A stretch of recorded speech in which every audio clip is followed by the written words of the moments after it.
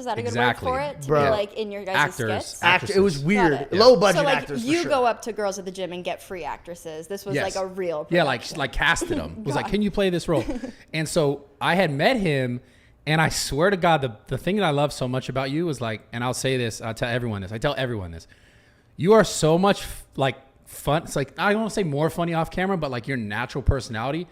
Even when there's nothing going on filming, like you're just hilarious, which is why when I saw, obviously we're going to get into this more, you started doing like stand-up comedian shit. Yeah. I was like, yo, this is like, you're meant for that shit. Because when I first met you, we're filming this skit and there's this lady, okay? There's a lady who was really mad. Karen. It was total Karen who was mad that like we were just having fun because it was like, you know, the off times when you're done and everyone's, you know, it's like when you're in school and everyone's supposed to be like quiet and then like you and your boy are like, you look at each other and like when you try not to laugh, it hurts even more. You laugh even harder. You can't keep it in. I don't know what it was, but I just remember we're filming the skit and we had a scene where like this girl was like in my stringer. Do you remember that? She was like upside down in my stringer or some shit. Yeah, like, it was a very weird. By the way, I never watched the final version of it. I didn't either. He's like, I'm not associated with it. Yeah, it did. It did. Okay. It did. I just remember me and you were in the back, and they already asked us like 19 times to shut the fuck up. They're like, yo, stop. Quiet. And I couldn't because these jokes are just flying. And the girl who was mad at me the most is where my like inspiration came from. So like. I was like saying some shit and like I could be quiet, but he's such a big human being that like look how subtle my laugh is, like, right? Like that's subtle. Him, he's like, yeah, and it's so distracting. And she's not gonna chirp at him.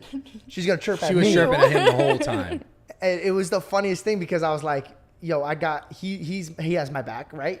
Of course. Me and him versus everybody here square up. We won. Yeah, but I think he was probably laughing at you, right? 100%. So I was like, bet I'm saved. Yeah, 100%. This guy was seriously like jokes, and it was when they were like, all right, cut. That's when he was the funniest, and it was fucking me up. I was like, wait a minute, this shit's supposed to be on camera. Like, yo, what are you like? It wasn't even like we were doing our own thing on the back. It was like just random as fuck, and we're trying to film this skit. And then every time this guy would turn around, we were just joking about how the lady was so mad that we wouldn't shut up, and it was just so damn funny. Yeah. But we were like, it was like wiping our tears, like we couldn't breathe. And watching her get more mad. And that's you guys joke. So mad. She actually paused in the middle of her thing. She goes, sorry, cut. And she looks at me. She goes, could you just be a tiny bit professional? So fucking serious. Tiny bit professional. Just a and I'm thinking like, that I turned to Brad. I go, who's getting paid? And you look like that. I'm like, yo, this is social media. Like, what are you serious? Oh, and by the way, when we used to shoot skits, this is how we did it. We would like in between, we just die of laughter because there's just a bunch of friends like shooting shit together. But that's the most relatable, best part to like someone as a viewer. Like I watch content, I don't make content. So like as a viewer, that's like relatable. Laughing with your friends and like cracking up over the dumbest shit. Like that's what we want to see. We don't want to see this like weird organized content all the time. So like cutting that is like a mistake. We want to see you guys laughing. 100%. Bro, I literally picked the most like non-influencer chick to become an influencer to be my co-host. Oh my god! Where did you guys meet? Where did you meet? Where did you come from? Where do you think? Do you think look like you just came out? Where do I meet everyone? Like a box, like I just got off work. I have a real job. What do you do? So I'm a sonographer. So I do breast sonography. And so like you do porn. Sonography. You take porn Lots pictures. of porn. Yeah. Do you do OnlyFans? This is like a really high end version. This is like a weird way of me like plugging my OnlyFans. Do you have an OnlyFans? No. She does. Wait, so you take pics of boobs? All day, yeah, but like medically. Ask her though. Medically? Ask her, legally. would she do OnlyFans though? Ask her. Would you do OnlyFans? Oh, I'd pop my pussy on the internet for sure. Wow. But like, wow, you went straight to I'll pop I my. mean, like, why can't you do both? Everyone's like, no, like you're in the medical field. Like, why can't I be both? Why can't I pop my pussy on the internet and then show up and take pictures? You know, well, what was that? Well, what did you what's and that's the frame what I'm here? saying. I do both. When you scan, this is the motion, and when you know, this is the motion. You chose a great person. She's amazing, and she could speak. You could speak? She could speak amazing. Every She's once crushing in a it. while, yeah. I can No, I don't mean like obviously she's speaking. no, women but she's can articulate. talk. She's No, articulate. women Oh, I can totally talk. know I that. know. She's trying to get me. No, she's articulate. On the know, box we is do like more will than- fight men. Yeah. That's the one I action picked. figure. That's for sure the one I'm picking. It's better that way. Would I you know ever? we do more than getting lifted up in your videos. You know, we like can talk. You are really you're selling this area, huh? I love this. Okay, Jesus. Sonography. Oh my God, Jesus. Would You you ever picked do? a great co-host. Would you ever do OnlyFans? Would I ever do OnlyFans? I think I already know the answer to this. Well, I have a membership club, bubbleclub.com. Oh shit! Check them out. club. Is there exclusive content? There is. Are you naked? I do, but I'm not naked. Oh. I'm not make. I do like funny shit where I get really fucking high and do boy. shit. Hey, and that's pretty much the same thing. It's a really fun job. I love my job. But when you go in and get a mammogram, after that you can get an ultrasound. So I do ultrasounds. I do sonography. So I don't just do breast, but I specialize in breast. I do all parts of the body. I can scan Brad's boobs for gynecomastia. Are you familiar with gynecomastia? No, I don't think I've gynecomastia. Creaptia. So that's just, Gynecomastia? breast tissue under, the male breast. I have none. Do you want to Did you check feel them my out? boobs? Am I healthy? I haven't worked out. Was that like he has a gyno? I'm just kidding. No, you don't. I don't think you have gyno. Well, actually, so most of my patients with gyno, they all smoke weed. So if there's a big, I know. Oh, what is a gyno though? What is it? What is it like? It's the formation of breast tissue in the male breast. Oh, I have nice boobs. Oh, okay, perfect. No, but it's like boobs. And they're very painful, so it would be like painful to the touch, and you didn't, wince in pain. So I wouldn't say you had gyno. Let me see. Let me check. Go ahead. Let me see. Okay. And even if you do have gyno, That's your who nipple, cares? right? Oh, Like, yeah. Careful. That's sensitive. Yo, let Yeah. me. Hey, you know what's funny is if you were that like gentle, you're just such a big guy. Like, oh, what's up, baby? Like, Brad is gentle. I am That gentle. was not you his hooked natural up habitat. with your co-host? No. We did. Brad, No, stop you're lying. capping, dude. No, we're not. No, Well, she's how was capping. he gentle then? He was real gentle. No, with me. no. That's cap. I have not had sex with her. I have not had sex with her on camera. I haven't. On Or camera. off camera. Or You off haven't camera. had sex on On camera. camera. He said, "I've never had sex with her on camera." No. On yet. camera, I want to make sure that they know I never had sex with her. Period. But Yo, just you know, know he has we're side gonna chicks drop an OnlyFans. tripping right now. I knew that pretty Barbie style girl you have on with the booby picture thing. I knew you were having sex with her. No, definitely not. You just seem really defensive. And No, it's I'm like, not defensive. I'm not defensive. I feel like chemistry building here. No, guys. it's because like my audience is gonna be like, why don't you try to have sex with her? Well, your But it's audience thinks you sell drugs to kids, so I think true. you could. It's I think you having sex with your co-host is your least, At least concern. your here. problems. Yeah, at least I'm a baby.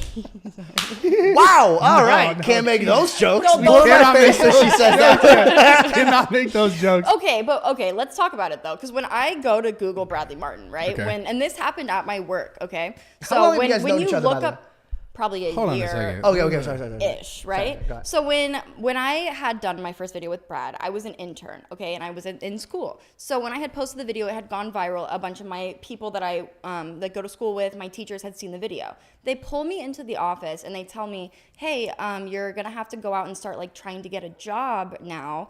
And when they look up like your social media and your name, it's associated with Bradley Martin, and like. When you look in his comments and like through his page, people are making fun of him for being a drug dealer and underage jokes. They're like, that's just not a good look for when you're trying to get a job. Like, so that's kind of what they said to me. But I mean, who gives a shit? Like, it's the internet. Okay, let's explain. So I I feel like we need your- to pop this video up. You're changing your. No, we Um, can't. No, we that's- totally can't. Yeah. But if you want to go to OnlyJess.com, I'm just kidding. Yeah. I don't have, there's no OnlyJess. Wait. Not yet. Not yet. Somebody, Not yet. please explain. Okay, to me. I was gonna say, let's explain. So Okay. I had gotten a flat tire, right? So I go to the tire shop, go to get my tire changed. Done. I go into the tire shop, and I go to this tire shop all the time. It's my frequent tire shop. do you drive? It's the same guy, an Audi, but I hit fucking curbs. Yeah, it happens. You know, it happens. Anyway, so I go to get my tire changed. I go to see the man that I always see. He wasn't there. Instead, it was a different man. So he comes up to me. He tells me that the price of my tires is going to be $350. I'm like, all right, that sucks, but whatever. I go sit in his office. He goes and puts my tires on. He comes back. He's like, hey, I'll give it to you for half off if you give me a hug. I'm like, fuck it, a hug? Okay, this is Sure. getting weird. Dude. Listen, it got weird. It got worse. I saw the video. Yeah, it got worse. So I was like, but fuck it, a hug? Sure, I don't give a shit. This man, You by the didn't way. negotiate. You Hey, No. Listen. No, listen. She did negotiate. But okay, and for context, this man, he was smaller than me. So it's like, if anything were to arise, I was pretty confident I could beat his ass. So I was like, all right, fuck it, a hug is fine. So then he goes out, he finishes my car, comes back, and he's like, if you flash me your titties, you can have it for free. I was like, yep. Yo. All right. So I set my phone up, I saw that, yeah. flash my titties. And I understand why men hate women, because it's like, if you were to walk into a tire shop, you're going to pay $350. Me, I just had to flash my titties, and the tires were free. And my tits aren't even nice. Like, that's the best part. You have a nipple piercing, though. That's why he wanted to see it. I guess, but it's like, at the end of the day, I'm someone I'm confident in my body. I look at boobs all day. That's nothing to me. If you're a woman who would feel uncomfortable with that, don't do it. Tell them to fuck off, call the police. Me, at $350 titty flash, I'm doing that. Thank you. What would you do for rotation tires? A tire rotation. You're fucking. What would you? I want to know what you do for an oil change. Okay. No, I do need my oil change too. So. Oh, he did that too. No. Oh my god. But I mean, at the end of the day, like he didn't touch me. I flashed my titties.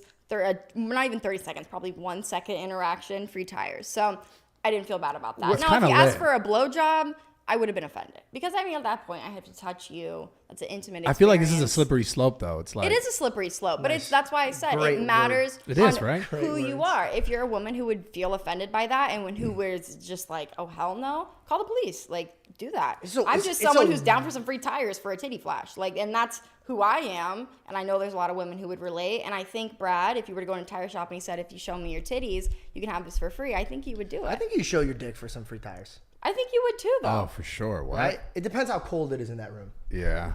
I mean, Like, I'm always showing my shit if that's the best. You but know then what I mean? why do you have to show up, show out? I mean, it's just a always flash all for about some reputation. tires. What if I go to Discount Tires? You think I'm gonna fucking whip out in a cold room? Nah. Hey, I mean, I'm glad you care about, what he sees or the tire man sees. I want to or throw woman. it down so nice that he's like, fuck it, throwing a spare, because that Just- shit's. As you should. As Run you it up, should. run it up. As you I'll should. take one of the fucking air fresheners too, all right? Exactly. Let's go. Exactly. Let's fucking go. You So already you guys know. would do it. You guys would do the same thing I did. Wait, are you in a relationship? No, I'm single. I bet. I probably would. Honestly, I would be fucking so. Oh, wait, hold on. It depends. Because, like, I took an hour out of my day to, like, sit there and click not interested in every girl that, like, was on my shit that was, like, too much. Wow. And then I mute girls that I follow that are, like, too much about that shit. And what is Wow. the association? I'm just curious because I'm not religious. Not that I just don't have a lot of knowledge and I'm honestly ignorant to religion, to be honest. yeah, so what is the association with not liking or clicking uninterested to these women's photos and God? It's wildly different. Like, 'cause so how do I put this? I grew up Catholic, right? And then I did too. I grew up Catholic, yeah, an Assyrian Catholic. So I don't want to get into that, but I grew into my own religion, not my religion, my relationship with God. And through this, just like any relationship with your co-host or if you have a boyfriend or a parent, when it grows in a strong way, you kind of want to keep it, you're right, because it's healthy. Absolutely. So about like a year and a half ago or 2 years ago, I really stepped up and was like, yo, I'm gonna really dedicate my life to make sure that I'm doing all that I could do, like me, as much as I can. And all of a sudden, everything in my heart desire just started dropping into my lap. Like all of my dreams and everything. Wow. So I was like, wow. I was like, if I really show him that I'm trying to be a good son, I get rewarded. And around that time, out of all the blessings that fell into my lap, my girlfriend fell into my lap. And in that process, to show him that I want to keep this relationship healthy, instead of me going on porn when she's traveling or anything like that, I'm trying to teach myself that I'm only with one girl. And through this process of making him proud, it's actually phenomenally like helped me in my relationship, because when more of the success came, there was a lot more girls that I thought would never in a million years ever show me interest, started like nonstop coming at me. And if I didn't already prep myself to say like, no, I'm okay with that. Like I got myself a girl. I think money and fame could really destroy a relationship. Absolutely. So I kind of just, I end it there. If a girl's being disrespectful, I just kind of be like, hey, you know what? I think this conversation's over. Yeah. And I think truly, if 2 years ago or a year and a half ago, I didn't train my body as a man to be like, all right, enough of that. Because, dude, I don't care what anybody says. Porn's an addiction, bro. Like, it is an addiction. Or, I mean, sex in a whole. Like, Yeah, sex. I didn't cut that out. That's still an addiction. No, man. but I ain't finding that one. It's not an addiction, but it is, if you're, like you said, if your girlfriend's out of town and you feel the need to, have those sexual desires, it does feel like an addiction at that point, because like, you want to be loyal to this person, but there's like that urge in you to not be, or to step out of a boundary that you set for yourself. And it sounds like religion kind of like taught you a lot about yourself, and you were able to like create self-growth, and that's a big part of why you're able to like conduct such a healthy relationship with your girlfriend. Yeah. No, definitely. I just wanted to ask, like, what were those things that you felt were coming into your life when you like went to that side where you're like, okay, I'm dedicating myself to God, in your perspective, in your view? What started coming to your life that wasn't coming before? I'm just curious. Yeah, I could give you a ton. So just in this year, man, like my movie came out, and when I went for that movie, I went on a day that I was already fasting.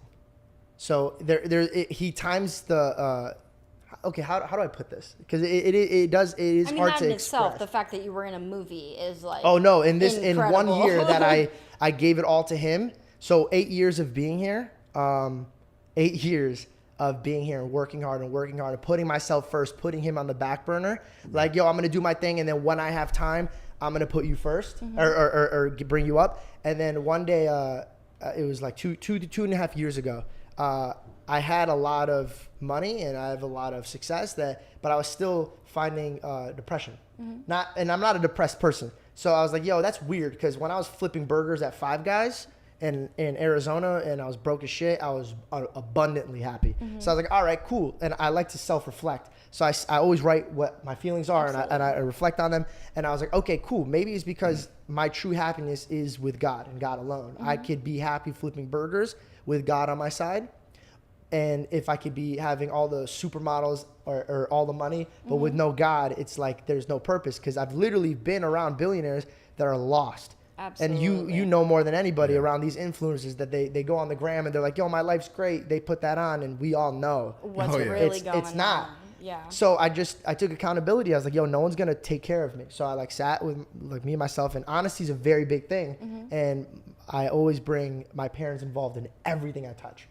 So I brought it up to them and they were like, my mom was like, listen, I'll tell you this over and over again until you bang your head against the wall and you're going to open your eyes and see, like, the days that you're really happy is the day you wake up and you put God first.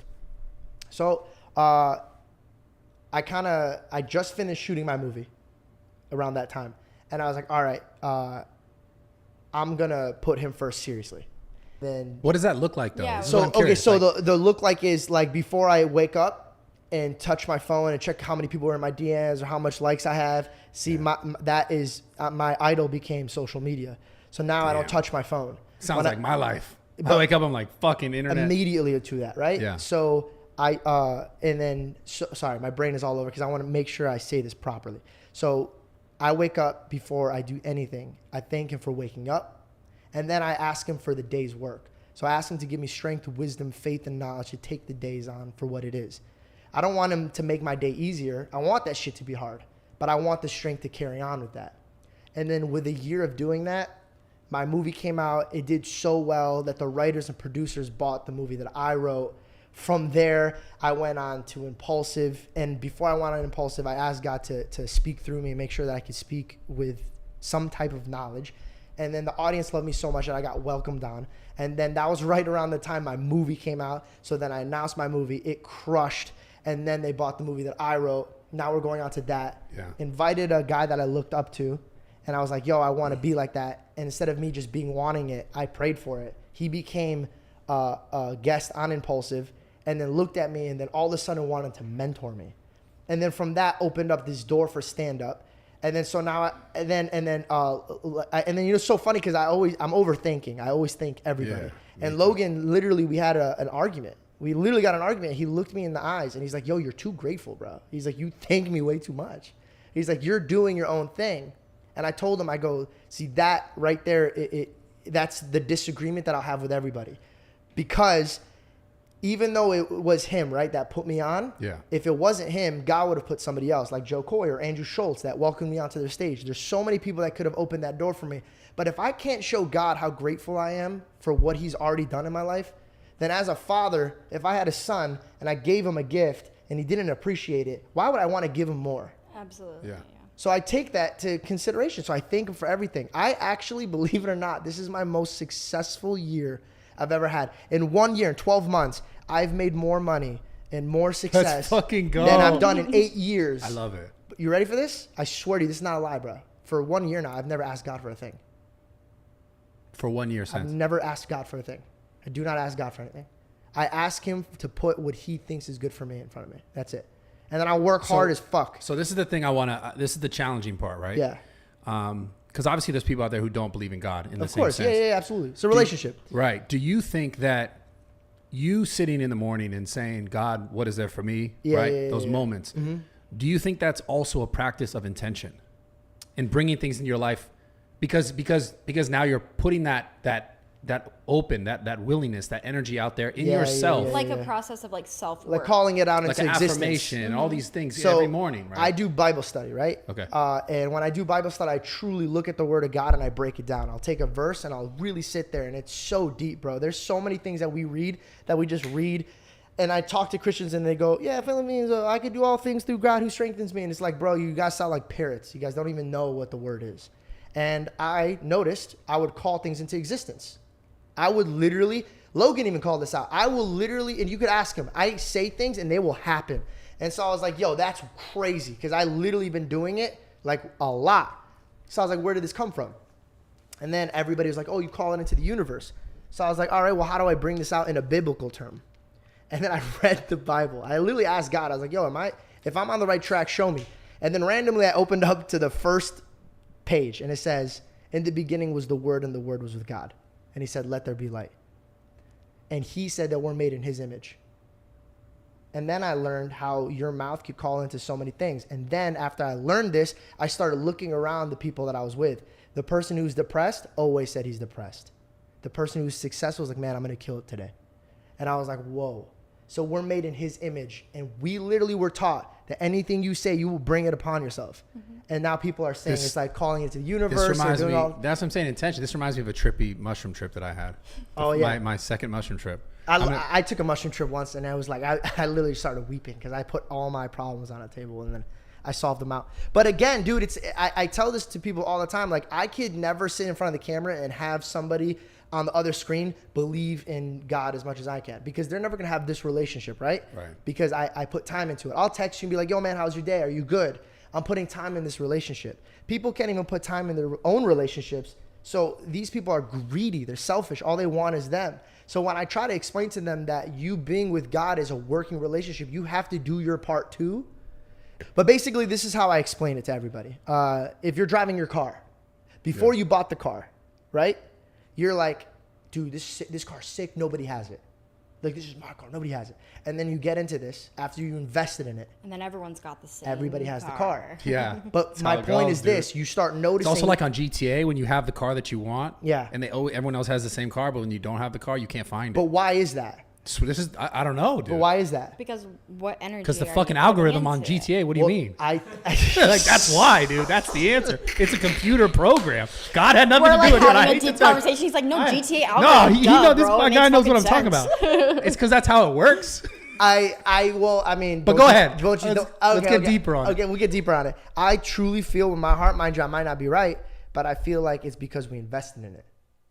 But isn't this the beauty of life? I agree with you. You invested in it, so you put time and energy into. So now you're gonna start noticing it. So if you put time and energy into God, you will start noticing Him do work in your life. But do you think that to get the abundance of, like positivity that you've had and wealth and everything, do you think that you need God to do that, or you just need to have the intention and to speak it out into the world in a general sense? Like, do you think that that is something that you need God to do? Because, like I said, I'm ignorant on religion. I have not done a lot of research on it. I do believe in manifestation. I believe the energy I put out into the world is the energy I receive. I believe what I speak into the world, whether it's good or bad, is the energy I will get back.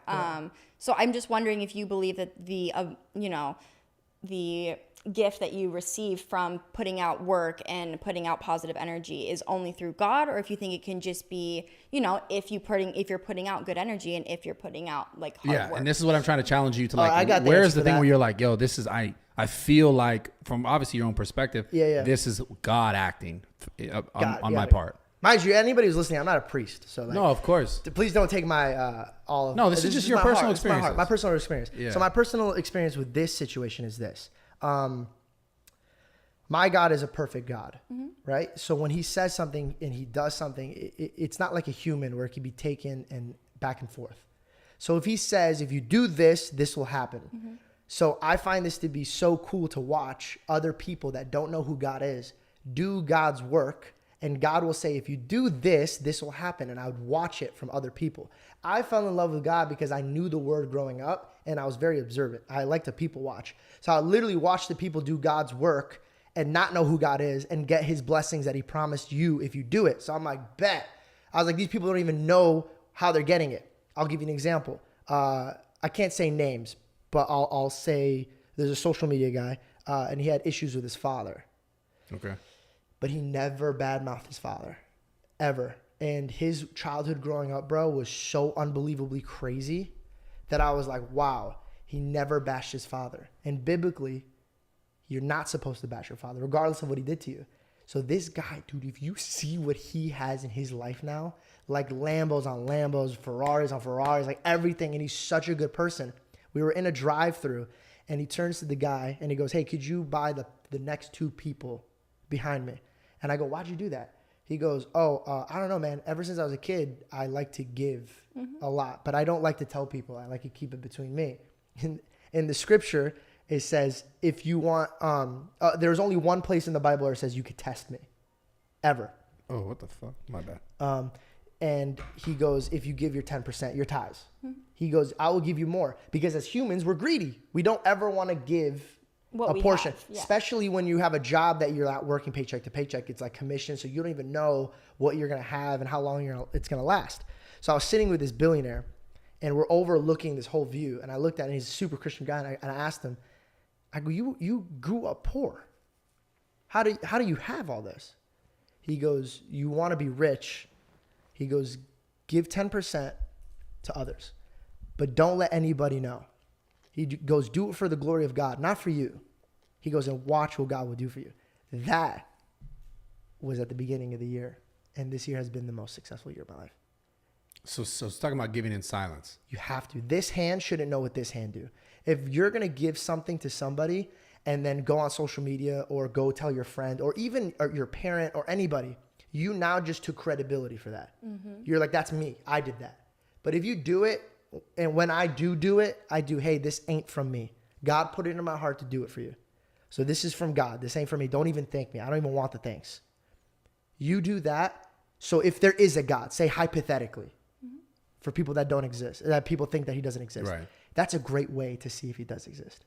Because if he says, test me, isn't that like a great way to see if there's a God? Because if you're going to give out and monitor it, bro, because I monitored it. I watched that. If you watch how when you go out into the world and you do that, if there is a God, hypothetically, wouldn't he want to give you more because he knows that you're taking care of good people? Wouldn't he want to put it in your lap? Yeah, I mean, I don't disagree. Yeah, I don't so disagree. like there's ways to test it. You do these things, does it have to be God? Or can it be just like, can you believe in something else? But do everything you're saying, give without, asking for anything. Oh, of course. Yeah, there's a ton of good. But okay, again, I'll give you one example. I agree with everything you say. I just don't, I'm not saying I don't believe in God. I'm just saying I don't practice religion. I manifest things. I speak things out. I give without asking for things to be received. And I do feel like my life has been, filled with a lot of abundance that I had no idea I would ever get. And it only happened once I started doing these things. So I agree with you. And I just didn't. And you're saying that I'm doing it in a not knowing that it's because of God, and I don't believe in God in a way because I'm ignorant to it. Yeah. So I guess our question, I think Brad's thinking the same thing, is if you put all this work that you're saying in, do you think it's possible the same outcome would happen? Or do it will. You don't have to believe in God for it to happen. Because let me give you an example. If I'm the creator of a vending machine and I told you the rules are if you put money into this, you'll get a snack. Regardless if you believe in me or not, I created this machine. It's going to work this way. I see what you're saying. So regardless if you believe in God or not, like one of the people that I looked up to was Logan. Logan did so much for people and did not ask for anything, did not know. Like you wouldn't know. Like you had to be an eyewitness for it to happen. And then you sit back and you're like, this motherfucker just made another $1 million off this shit. Like, how does that happen? I truly believe in my heart, this dude is such a good dude. He doesn't do it for glory or anything. He already has a fucking glory. He's famous as fuck. Does he believe in God? I'm just curious. He believes in a higher power. We have these conversations all the time. Got it. But I tell him all the time, I go, yo, like, I like, between us, we get deep in things. And I'm like, yo, you did this, and this was happening, and this happened. And so we go back and forth on it all the time. I have this similar to Logan, I have the same feeling. It's hard for me to say, like, there is a God 100%. Yeah. Because I grew up Catholic. But I do believe 100% without a doubt that if you live your life in a way and you're putting good into the world, like genuinely and caring about that you do receive it back. I feel like it comes down to genuine intentions. I think it's your heart, man. And that's why God doesn't judge your actions or your past. And that's why I look at everybody the same way that I want God to look at me when it's time that I look at him for judgment. Like, I want to be as forgiving, and I want to forgive everybody. This past week, I actually literally made it an effort that I called people from years ago and tried to build that relationship back. And by the way, I'm not saying you should bring everybody in your life, because some people are toxic. You shouldn't let people in your life, but you should never have hatred in your heart, bro. No, I think it comes down to true intentions, because people ask me all the time, like in real life at the gym, they're like, yo, how do I get this? How do I achieve that? And I always say, like, well, the thing that you're going for right now, what is it? They'll answer it, right? Yeah. And I'm like, is that the thing you really want? And they're like, no. I'm like, well, what do you really want? Oh, I want to do this. I'm like, okay, then start doing that thing. And this is why I'm bringing it up in relationship to this conversation about God piece, because what I'm saying from a different perspective than like a true believer, like I guess you'd probably call yourself, right? As I just have a relationship with God. That's all that is. So I believe in God in a sense, maybe not the same way biblically, like from reading the Bible or, you know, but I do believe, like, if you put your effort and your energy genuinely towards something that you're truly passionate about and care about and care for, like in caring for others, whether it's, you know, on the scenes, on a camera or off the camera, like, I just genuinely believe, like, if you care, like in your heart, if you're going, this is truly who I am, and this is truly what makes me happy, and I'm stepping towards that, whether it be like making a relationship better, building a business, building a friendship, like anything, going towards this like career path, going towards like this sport. I think those are the people who truly succeed in those things, whether or not they're relating it to God or not. And that's the question that I'm trying to pose to you, is like, do you think that you could have had this, and maybe not you specifically, because obviously this is where you're at in your life, and this is, you know, you believe this. Oh, do you think I'd be as successful? If I'll be more successful right now. Would you be, that's what I'm asking you. Oh, yeah, I'll be way more successful right now if I didn't choose to be with God. I've turned down millions of dollars because I know that God wouldn't be upset. It didn't, yeah. Oh, absolutely. Bro, I'll be wildly depressed. You don't think you can find a balance? I will. When God thinks I'm able to have what my heart desires in the time where he's trained me. Bro, I had anger issues growing up, bro. And now you can't get me angry. It's very hard. I remember he was always talking about fighting. It's so funny. Bro, I got so many fights growing up. So many fights. Like, I was an angry person, and if I would have had that anger in my heart while I had the money and fame, bro, I would have fucked somebody up. Yeah. If I knew I could hire a good lawyer, I would have probably destroyed somebody. Like, legit. Anyone on your hit list? Anyone? Who's the biggest on your hit list? Nobody, bro. No one? I have nobody on my hit list now. Like, no, literally. Then. Oh, now? Dude. Then, in the past. Bro, you know I got moved out of school. They moved me out of school because they try to beat me up every day. So there's no influencer boxing matches coming. Is that what, so we're talking about? Nah. None for you. Nah, I'm trying to take over these arenas for stand-up. I'm not trying to do that. Dude, I honestly believe, like, you're built for that shit. Straight up. You're built for that. Dude, it's definitely like a whole different path. But before we hop off, I actually had to ask you something. Before you worked out, before you got your muscles, what was the first thing you did? The first thing I did business-wise? No. I'm just saying, before you got your muscles, because I feel like that's where your heart is, right? You like to work on your physique. Yeah, it's a representation of who I am. But before you had your whole brand and who Bradley was, you worked on your physique. What was the first thing you did? In the gym or in life? In life, to get your results where you're at. What was your first step? Start. But what was it? How did you start? Like, what got me started, or how did I start? I mean, I just got in the gym. Like, how did you start? I was playing sports, and I was like, I love working out. Okay. So it's much deeper than that, though. Like, what got me hooked is a whole different question, right? Well, not even that. I just say, what was your first attempt? Like, was it like knowledge based? Like, I want to learn how to do this, or was it like, I'm just going to hit it and try to do it? Well, originally it was sports, and then I was lifting, and I was like, whoa, I like the way this makes me feel. Bob, that's all I need to know. So this is what I need to get at.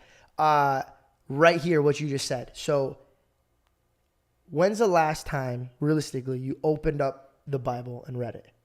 Man, it's been a long time. Because like I said, I grew up Catholic church, went to school my whole life. But when you were a kid, that wasn't you. I guarantee that was your mom and dad. 100%. It was like, you have to do this. Go to church, go to Bible stuff. So this is why I don't like Catholic schools, bro. I don't like youth stuff. I don't like, because what it is, it's like you're throwing kids into the fire, and they don't even have the will or the knowledge to consume it. Right. And all you do is hit them with rules and regulations. And that's all they hear is the rules and what they can't do. And then they get scared, bro. Yeah. So that's what happened to my me. luckiest thing that ever happened to me is, bro, like, I really didn't give a fuck growing up. Like, I didn't give a fuck about anything, bro. Sounds like me. Like, I didn't. Except the gym. Yeah, but I didn't give a fuck. I had no fear, bro. Like they were like, if they're like, we're gonna suspend you right now. There was one time I was in school. They're like, we're gonna suspend you. I was already out the door. Like I was gone. I didn't care. So when I like got into my relationship and I opened up the Bible and I learned for myself, I was like, bet this is dope. This is just like reading a book. Like in class, they'd be like, "You got to read this book." You're like, "Fuck that! I don't want to read this book." But yeah, I'm dyslexic as shit. And when you want to read the book, though, like when you're willing to be ready to read that book, your intention. Yeah.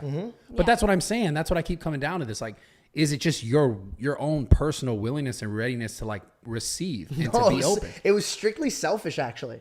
Like I dead ass wanted to own this earth, bro. I wanted everything about it. I was like, I'm gonna get rich as fuck. I'm gonna do this. I'm gonna do that. And then I was like, bet if there's a God, I bet he'd be the one to get me there quicker.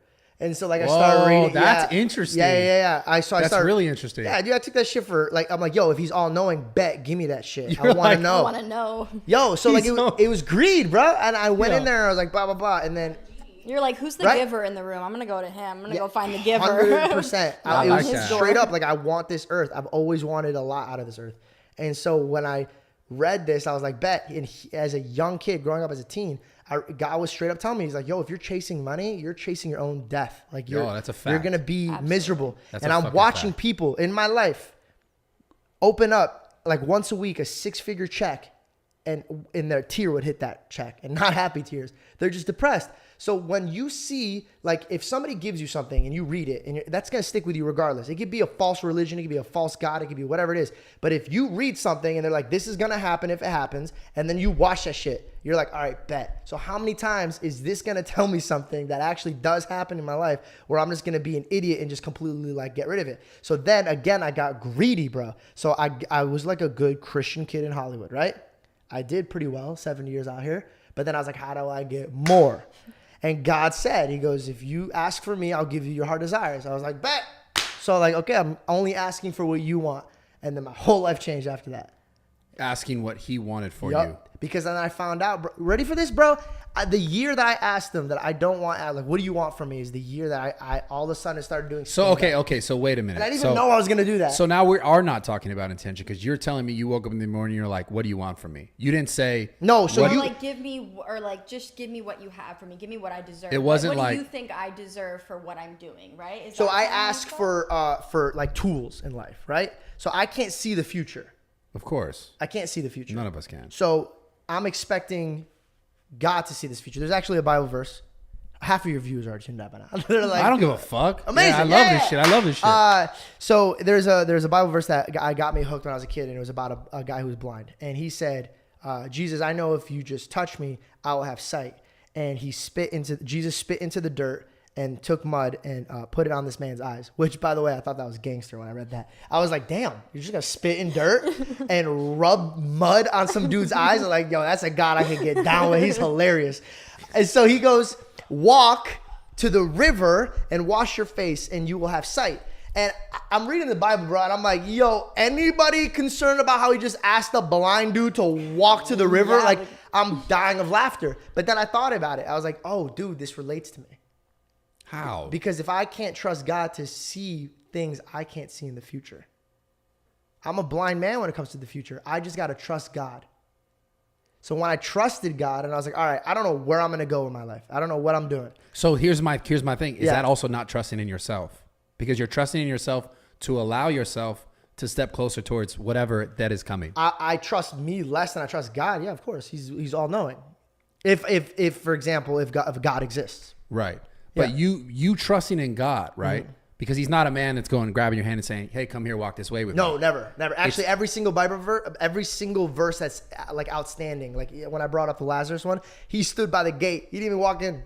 He made the family come out and greet him. But this is what I'm saying. It's like, is that not then just you walking? Yeah, of course. Because remember, and this is the craziest part, because everybody always like gets mad. Well, if God is blah, blah, well, then why did so-and-so pass away? Or if like, why would I bankrupt? It's like, yo, like God gave you free will, homie. Right. Like how is he going to give you free will and then take that away from you to make the right decision? If you had a kid right now and the doctor came in and is like, yo, we'll inject this. Oh, I shouldn't say that right now. Uh-oh, yes. We'll give this baby a pill. Yeah, okay. And this baby is forever going to do anything you say. Would you want that? Fuck no. No, because you're like, dude, this bitch doesn't love me. I just pilled him. Yeah, it's terrible. So like this is the relationship with God. But here's the thing, and I'll say this again. This is a case by case situation. I just say try it. What is the harm in trying? Bro, before I got into Christianity, I read so many other religions. But through reading them, I had no gut, like, yo, this is it for me. Like, this is it. But then when I opened up the Holy Bible and I read it, and then I used and implemented that into my life, and I saw the results, I was like, all right, bet. This is it for me. This is what I find my happiness. And by the way, I don't think anybody should go into the Bible being like, I'm going to get the most out of life from this, blah, blah, blah. I think right now is the perfect time for people to like dabble in it, because a lot of people are depressed. Yeah. And even if you could just chase a little bit of happiness reading that, just a tiny bit, it could change your life. It could change your life completely. And God forbid, bro, God doesn't exist. We get after, we're both dead. And I see you in the afterlife and you're jacked as fuck. I'm like, son of a bitch. I was like, fuck, all of that. I wouldn't. Yeah, I know. Because every decision that I made so far in my life trying to please a higher being made my life significantly better. This is where I'm at with literally what you just said. Yeah. I just literally talked to a kid yesterday, 2 days ago, filmed a YouTube video about it. Yeah. This is what I keep coming back to. That is you acting, not and this is not me telling you, because this is however you see it is how you see it. Yeah. But you acting in your genuine like happiness and what genuinely makes you happy and what genuinely like drives you. It makes you feel good and like challenges you and you go towards it, right? Yeah. That's you doing that, in my opinion, no matter what. So it is. It's kind of because I tell kids that all the time. Amplifier. So I love performing. I love doing stand up. I love writing movies. I love performing in general, right? That is my love, dog. Like I would die if I can't do that. Right. So when I went into this industry 8 years ago, if I would have done it the way I wanted to do it, say I could just have a genie, for example, right? You rub a genie, get all my wishes. Bro, I would truly, with all my heart, I would have been a terrible person. Like a terrible, greedy fucking person. Because that I would have learned from my surroundings of snapping necks, breaking people's backs, stepping on heads to get to where I want, because that's how my surrounding does it. But you even said in the beginning of the podcast, you were like, yo, you text me to see how I did. And that left something in your heart. So now when you see me, you're like, dude, that kid's a good person. Mm-hmm. Yeah. Now, how sick would that be if I could get the best of both worlds? I could be a good person and on top. So what I'm saying is, you having your relationship with God is literally just a bonus for your happiness and in your relationship. It has nothing to do with your wealth. It has nothing to do with your success, because you can have that without God. You can have all the money in the world without God. You can have all the success without God. That has nothing to do with it. I'm just saying your state of heart, bro, your happiness. Yeah. Who you are. A lot of people say, I don't know who I am, or I don't know what I'm going to do. My common sense factor to that is talk to the creator, bro. Who, if I had a receipt, like, excuse me, who made me? I need to know what I want in life. Like, I would want to go to the creator. So how do you talk to them? Because this is what I'm saying. Like, I envision you talking to yourself, by yourself, whether you're digesting some sort of Bible verse or some Bible passage, but that's how you're speaking to him. And in my mind, I go, because I'm very like black and white rational. I'm like, then aren't you just speaking to yourself, and now you're speaking intention into your life? For you to be like, yo, like, I can't understand your relationship with Logan. I can't comprehend it. I don't get it. How do you start? How would you do it? Why would you do that? My thing is, yo, bro, that's between me and Logan. It's not like, for you to comprehend. Yeah, no. So what I'm saying is, if you want to know what it's like, meet Logan. Go introduce yourself. Sorry. So what I'm saying is, pray. You don't have to open up the Bible. You don't have to go to church right away. And that's how amazing it is. You could just be in your room and just take time. Turn your phone off. Sit there. Anything you want. I want to be a stand-up comedian. I got to know Joe Coy. I learned how to do stand-up. I did my research. Your mentor, by my the way, mentor. right? So like what I'm saying is, if you want something, you have to work for something. Yeah. So if you were so curious to the point where you're like, yo, I really want to see from George's point of view, you could easily start today. You could literally take any time, and it's so easy. You could take 5 minutes out of the day and just be like, hey, God, I've never talked to you in so long, and I want to build a relationship with you. I would love to know who you are if you could just open your heart to me. And then I don't know how he would do it, but I promise you, if you meet him, he'll meet you halfway.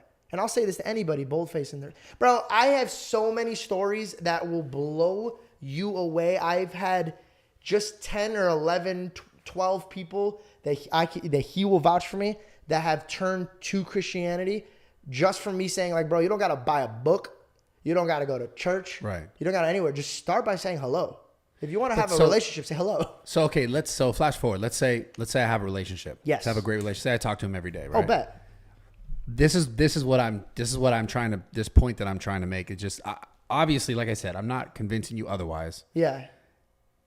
I'm sitting in a room, I'm talking to God, and I say, you know what, God, I love you. I appreciate you. Thank you for giving me all these great things in my life. I'm so, so grateful for all the things that you've given me already. I want to be better at this as a person. Yeah. I want to be better at my interpersonal relationships. I want to be better at my intimate relationships. Mm-hmm. And I'm thinking about those things. And I'm sitting in my room and I'm thinking about those things. Yeah. What I'm saying is, isn't that also a form of intention? So me bringing that into my life now is because I'm consciously thinking about it instead of it being in my subconscious. Because remember, God is good. So amazing. When you call to him, you're calling to good intent. Got it. And then when I stop asking him, but I still worked for things. It wasn't like I got lazy and sat on the couch. I still very much worked for things. But random things fell into my lap that I was like, oh, this is kind of cool. Maybe that could be something cool. And then all of a sudden I'm performing in front of Joe Coy's audience. And when I walk off stage, I uncontrollably start crying because I was like, oh my God, I never thought I'd ever love anything like this. Do you get what I'm saying? So like what I'm saying is when you're sitting down, right, and you're like, oh, I want to do this. No, God, I'm going to do this. I'm going to do that. I'm going to do that. I'm going to manifest it. I'm going to get this. I'm going to get that. But the difference is when you have a partner, and that's what God is. When you have a partner, that partner could be like, hey, man, I'm telling you what you're doing right now ain't the way you want to do it. This is how you want to do it. And when you start having that relationship with them, you're like, okay, cool. Let me trust you. And then here's the deal. Here's what my opinion on this and my perspective, right? This is why I come to this crossroads, right? Mm-hmm. And I'm not telling you right now I don't believe in God. I do believe in God. I believe in like a higher power. I believe in there's no way all this shit lined up the way it did so perfectly. It's right? not a coincidence. But my point is this. All these things you're saying in relationship to God, you're not like, you got to answer this question. Has God ever physically spoken to you? Bro, wildly. No, has he talked to you? Like, is he having a conversation with you? Like when you sit down in the morning, you say, God, he's like, yo, what's up? And you're like, yo, I was thinking about, and he's like, what were you thinking about? Through people. So like, for example, like I'll be talking to somebody. I can't get too deep into this, but this is one of the people that turned over to the Lord. Okay. And I was sitting there and something in my heart was like, yo, that person's going through something crazy. Mind you, he was not showing any of that signs. And I was like, in my mind, I was like, yo, I'm not going to do that. That's weird. And I literally fought myself on it. I was like, I'm not going to do that. I'm not going to do that. And then as I was walking out, about to not do it, I was like, man, but what if... About to not what? Talk to this person the way my heart was telling me to talk to this person. Got it. And I was like, nah, that's weird. And it's so funny because I always tell people, like, when you feel weird is when you know you're by God. Like right now on a podcast, I could be talking about my movies coming out or anything like that. Right. But me talking about Jesus makes me feel weird, which it shouldn't, because all of that is because of him. But I'm still always going to feel weird when I'm making decisions for him. So I went up to this person. I did what my heart wanted me to do, which I feel like it's God, because I didn't want to do it. Yeah, so this is the thing. That's the thing that I'm talking about. There's a Holy Spirit in you, bro. But when what you if have you just those thoughts in your head, like, oh, I should do that, but no, I shouldn't. What if that's just your intuition and that's just what you've learned, everything up to the point in your life where you learn about being a person that you are today and caring and loving how you are today? Well, I'm challenging. I know this, I'm not trying to say you're wrong. What if that's your heart because of everything you've learned up to this point? In whether or not God is there or not, I'm saying, like, could that exist? Right? What if I could tell you there's a way to find it if it's true or not? And here's why I'm asking you this. Yeah. I had a great relationship with God growing up, right? Yes. And I also, because I was somewhat forced to. And then as I got a little older, I started to have a good relationship. And then I got a little older. Yeah. I would say around, like, I don't know, 22. And then I kind of stopped having those conversations. Yeah. And now I'm not saying from 22 to 32 where I'm at today, the last 10 years, it's just been the easiest ride of my life. Absolutely not. Yeah. But I always lived with purpose and with intention and like trying to do things passionately. Yeah. And I can directly relate to having conversations with people or speaking about things with people, especially younger men. Yeah. And wanting to almost like cry when I'm done, because I have these like real emotions because of my past and my childhood and what I've been through, and being able to give anything to those kids that are asking me these questions, like in real life, like at my gym or at expos back in the day. Yeah. And I can say that throughout those years, I didn't have direct relationships, like conversation with God. I wasn't like, God, what should I be doing? But I was always listening to my heart and trying to be as clear with my conscience as possible and trying to do as much good as possible. So at every point along the way, I did. For example, I'd spend extra time, and I'm not saying this to brag. This is not to brag. Spend extra time at an expo, and they're shutting off the lights because I wanted to speak to the people who were there, who were supporting me, because I know I wouldn't be at the point in my life at that point if it wasn't for those people supporting me. But what I'm saying is, along the way, I never was like checking in with God and being like, am I doing this right? I was just kind of checking in with my own consciousness and saying like, is this making me happy? Is this who I really am? Is this what I really want to give to people? Right?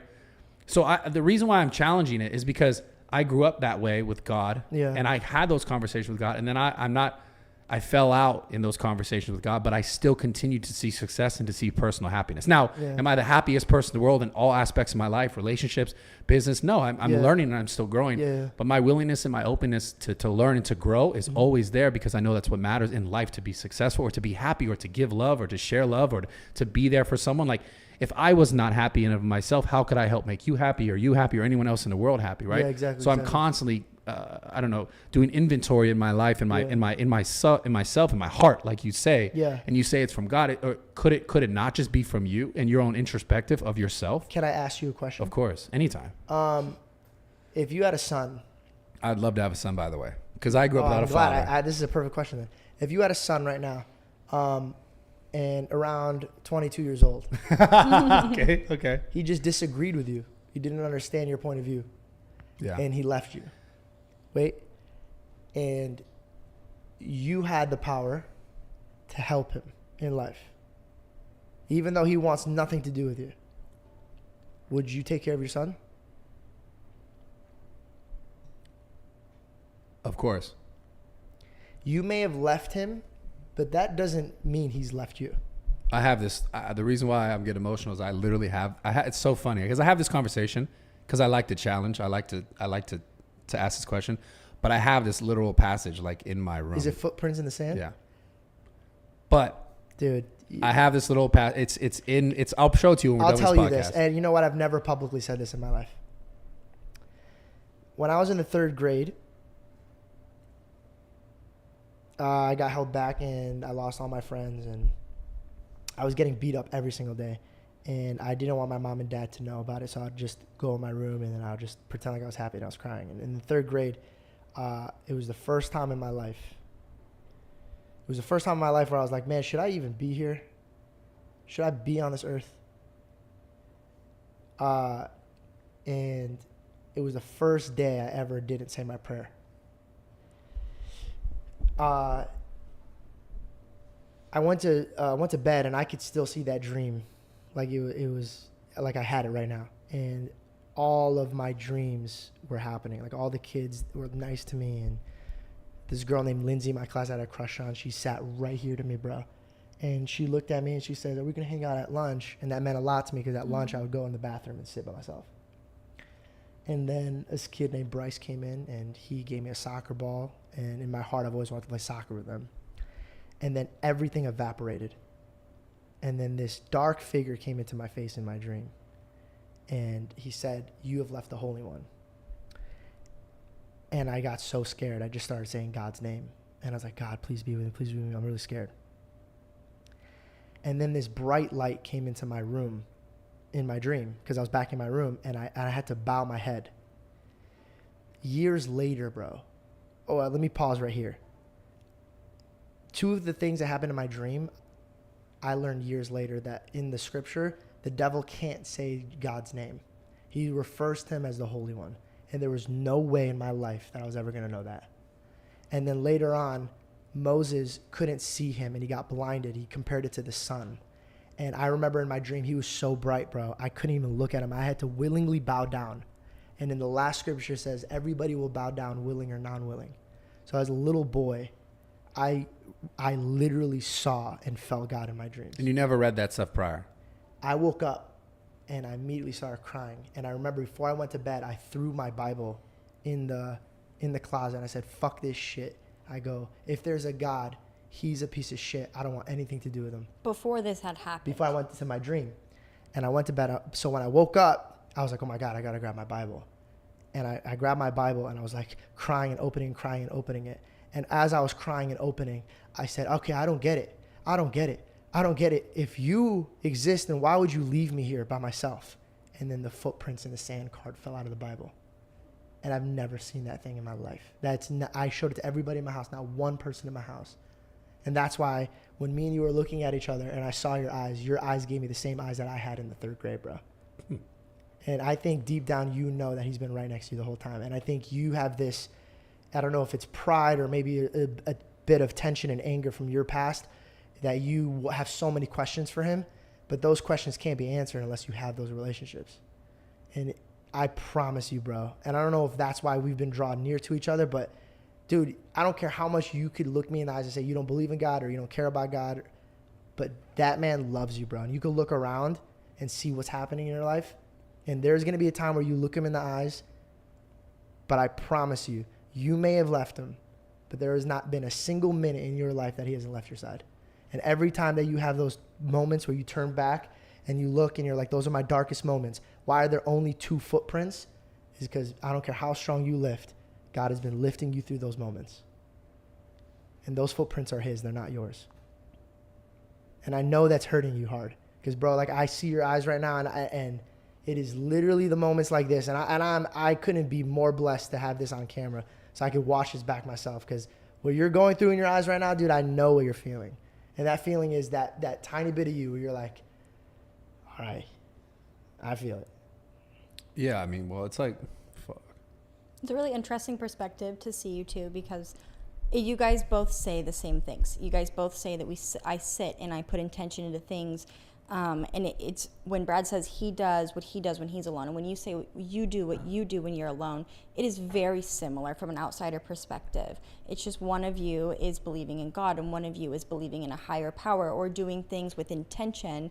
And it's just a very interesting perspective to see, because you two are doing the same thing. And I think a lot of viewers are going to watch this back and see that not that Brad is doing the same thing you are and putting as much, intention into God, but you both sit down and you put intention into your actions and why you do it, and you reflect on what happened in the past because you did certain things, and you were having downfalls because you were lost with God, and you're having downfalls because you don't think that you were acting in a positive manner or how you should. And it's just interesting to see as someone, from an outside point of view, that you both are so similar, that you believe different things. I think the best thing we could do in any relationship, right, is be real, right? And I think the problem that we have when we talk about a God is we're so scared that we can't be real. Like, a lot of people don't have the ability because they're scared or they don't want to. But like, bro, I've had those conversations where I was like, what in the fuck are you doing, bro? Like, what are you doing? Why am I going through this right now? But you have to stick with your partner to realize what he was doing. And that is where faith comes in. Faith is the biggest part. This is the biggest connection. It's like Wi-Fi, bro. If the Bible is the Wi-Fi router and you keep walking away, of course you're not gonna have faith. You have no connection. You're not staying here. So if you have and you can forget this podcast, you forget us, and if you just want to take this in, bro, and if you have questions and you're like, yo, if there is a man named Jesus, I am really, really pissed at him right now. Like, I have so many questions. I am more angered with him than I am in love with him right now. And I'm telling you, use that. Talk to him about it. Because I promise you, bro, if he exists and he has that, I guarantee you he's going to defend himself and explain himself. He's not going to do an action without a cause with no reason. I guarantee you there's things in your life that happen. It's been a long time, though, man. And happened when I was 6. Have to be called Listen, God? that's insane. It's this when I was 6 years old. My father took his life. My father hung himself. He hasn't answered me since. Hasn't told me why. I mean, besides the fact that obviously everything that I have to this point and fuck and all the. It's okay, bro. And all the fuck. And all the pain that came with it. Yeah, and everything that I have, and looking back on like all the content that I made. Is it hard to believe in a God because that happened and because you went through that experience? Is it hard to, because you never got an answer? Well, so that's what I'm saying, right? Like, I do have an answer now, but it's like, was it because I just found it? Like, I have an answer now because I've gotten to a point in my life that I've been able to share on so many different platforms because of social media. Like, granted, when that happened to me when I was young, it wasn't like it happened and I go, okay, I'm 6 years old. My father did this. Like, all right, he killed himself. What does that mean?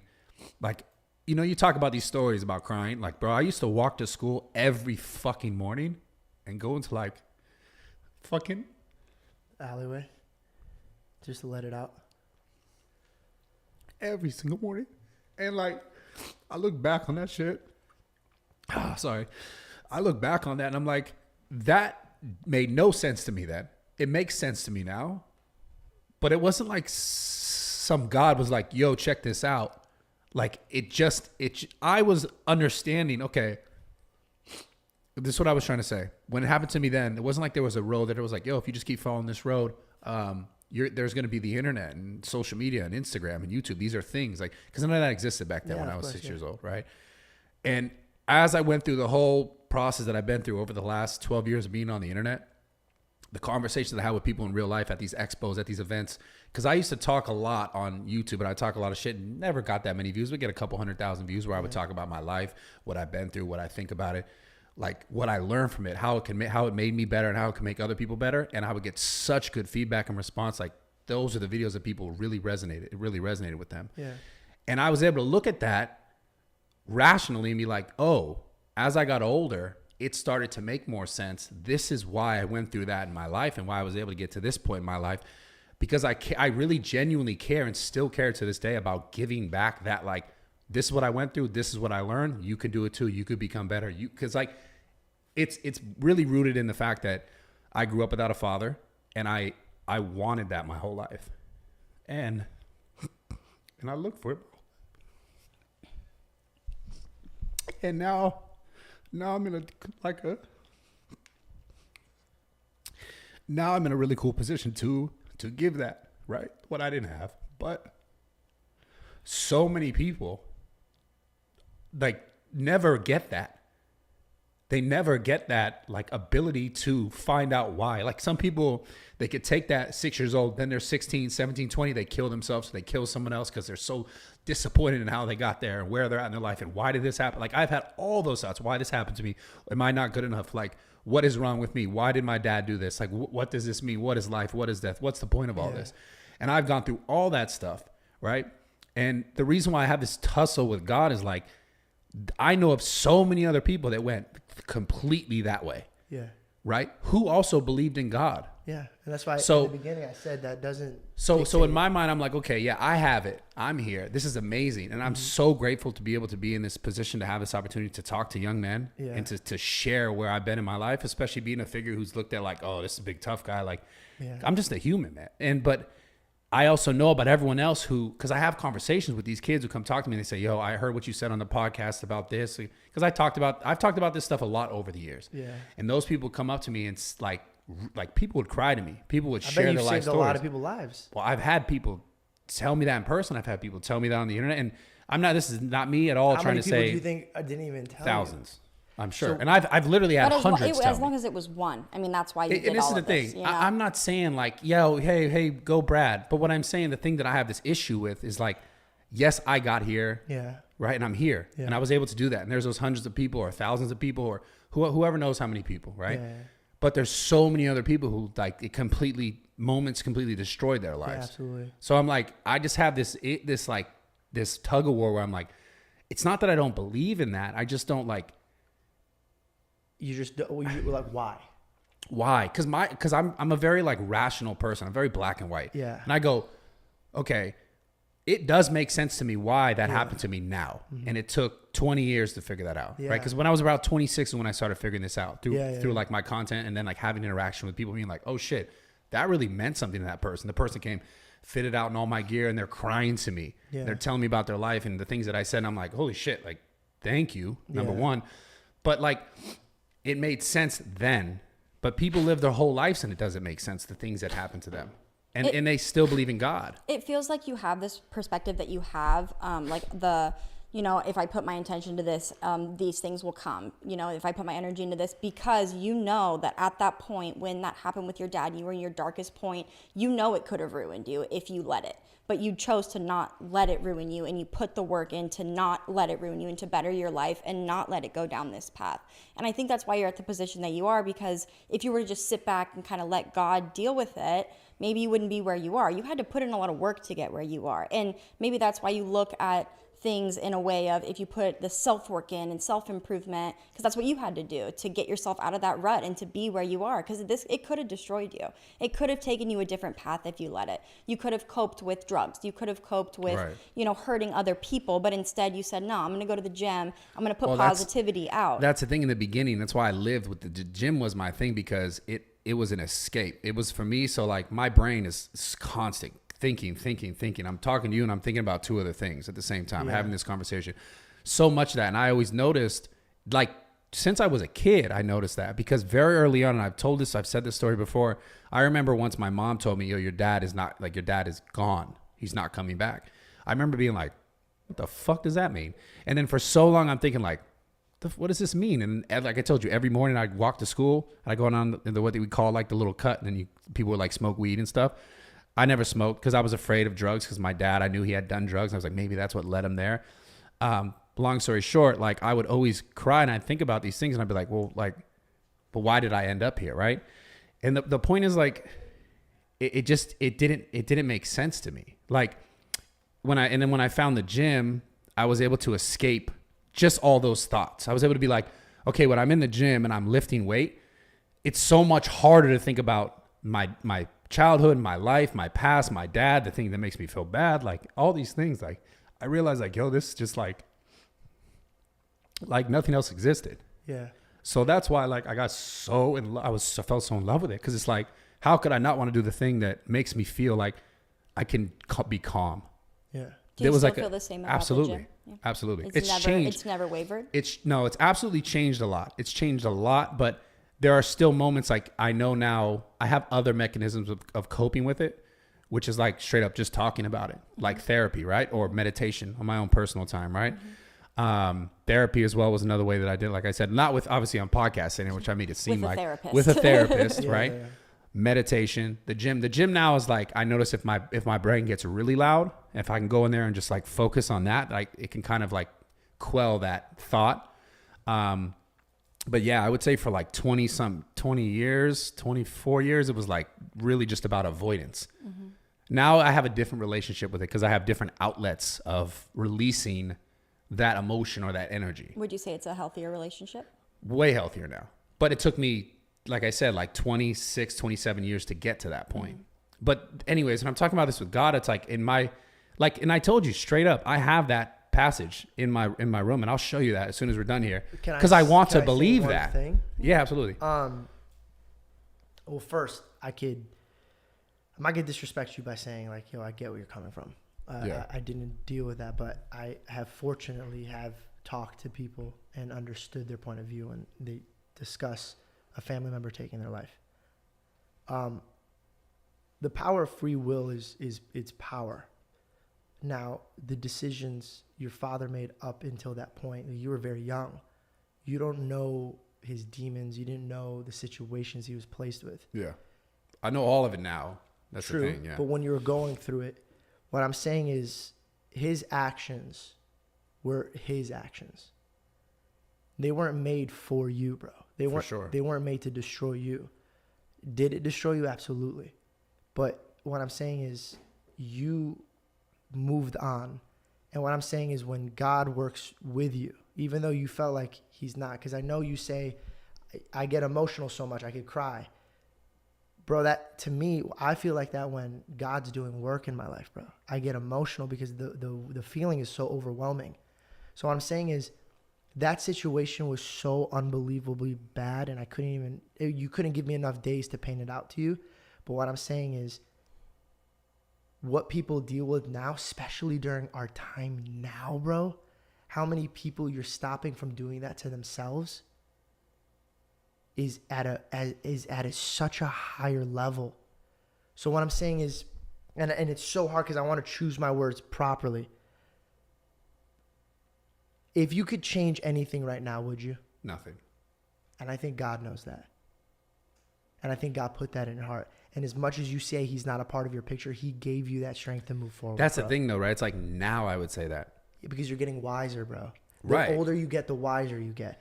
You're making decisions that you didn't know were good, but you did them. Right. Like I said, if I built a machine, a vending machine, here's the rules. I put $1, I get a snack in. When you do good things, bro, God's going to bless you, regardless if you worship him or not. That's what I was trying to say. That's what I was trying to say earlier. He's not waiting for you to get on his knees, bro. That's what I was trying to say earlier. He's blessing you left and right because he knows what you dealt with. That's why in the beginning I says, don't put your finger and say, why is this person acting like this or she's doing this or that you don't know a home. I didn't know that about you, bro. But it makes a lot of sense that built the man you are today. God, yes, you lost a father, bro, but you didn't lose a heavenly father. And he built you as a warrior, bro. Literally the physique and all, your mental state is higher than anybody that I've ever talked to out here. When me and you get in deep conversations all the time, I know that you've been through shit. I never knew what it was. You're one of the most level-headed, rational people I've met, and it's really satisfying to have a conversation with you because you can communicate yourself in a very cordial and constructive way where you don't just, your mind isn't closed to other people's opinions and you can articulate yourself in like a really mature way. It's really nice having these conversations with you. I never feel shamed in my opinions. When you have I'm using bodybuilding for an example because hopefully a lot of your audience is feeling the same way right now. But before you have the growth and you put in the work, you feel a lot of pain because you tear your muscles. Of course. I mean, dude, I've literally had conversations like this with my audience in the past. That's what I'm saying. I'm saying, bro, you dealt with like crazy pain that we've never actually had to deal with, but the growth is greater. So what I'm saying is you could do so much on this earth. Not that you're not doing it now, but I really do feel the only reason you're not opening up the Bible is because you're very upset with God. I think you believe in God. I think you just feel like you're your own God in your own universe right now, and you feel like you could do the job better than him because he let you down as a kid, and that if you had the ability, you wouldn't let a kid go through what you went through. No, I would never. But he's seeing it from a greater point, saying that he had to let you go through that. He had to let you go through that so the thousands and thousands and thousands and thousands and thousands of kids that you're saving don't have to go through that. So if I had to play the role of God and see how this whole thing came out, even yourself, you said you wouldn't change a thing? No. So like how could you be mad at God for letting it happen when he knew the outcome that was going to happen? That's the thing. It just feels like I figured it out. Then Maybe again, that sounds wrong. It sounds like a lot of pride. It does. Sounds like a lot of pride. What I'm saying. But it is what happened, though. True. Like straight up. True, but you can't tell me that you're not blessed. No, I'm not arguing that. I am absolutely so grateful for my life. Do you feel like there's a lot of people that do what you do right now that don't have the same outcome? That make the videos, that talk to the internet, that does the body work. I know, bro, I literally was at LA Fitness and I saw a dude that looked like a carbon of you, and he was wearing your merch. Like I swear to God, he looked like you, and I was like, bet. So I thought he was like your boy. So I went up to him and was like, oh no, I just like his merch. That's sick. But what I'm saying is like, there's so many people out there that are just like you, but the rewards are different, bro. And maybe it's because deep down, God knows your heart and knows what you're gonna do with your platform. And there's a lot of people that have platforms that don't use it right, but that's because they chose to not use it right. Yeah. All I say is this. After everything I said, again, this is a relationship. So I would take that into consideration and get into your room one day, put your phone away, and just chop it up with him. Be like, yo, like what?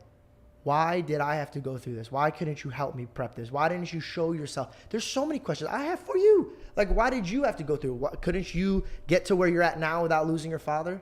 There's so many questions. Oh, I don't think so. But no. You already know the answers. What I I'm know saying the is answer. No. That was put in your heart for a reason. And there's so many people out here that are watching this video that are like, dog, I had no idea it was that deep. And I didn't know that related to me. And it all stems from being insecure and having that conversation with that person or that God. A relationship and a marriage and a friendship and a partnership and in a holy version, it always has to stem from communication. And you have not communicated to him that you're very angry with him, that you're very upset with him, that you could say anything, bro. You could say, be like, yo, give me the throne. I would do it better than you. Like, you can say whatever you want, because I promise you, he'll at least talk to you back. And there'll be a conversation. He could say words to you that I can't even comprehend, that I can't say, that I can't open up your heart.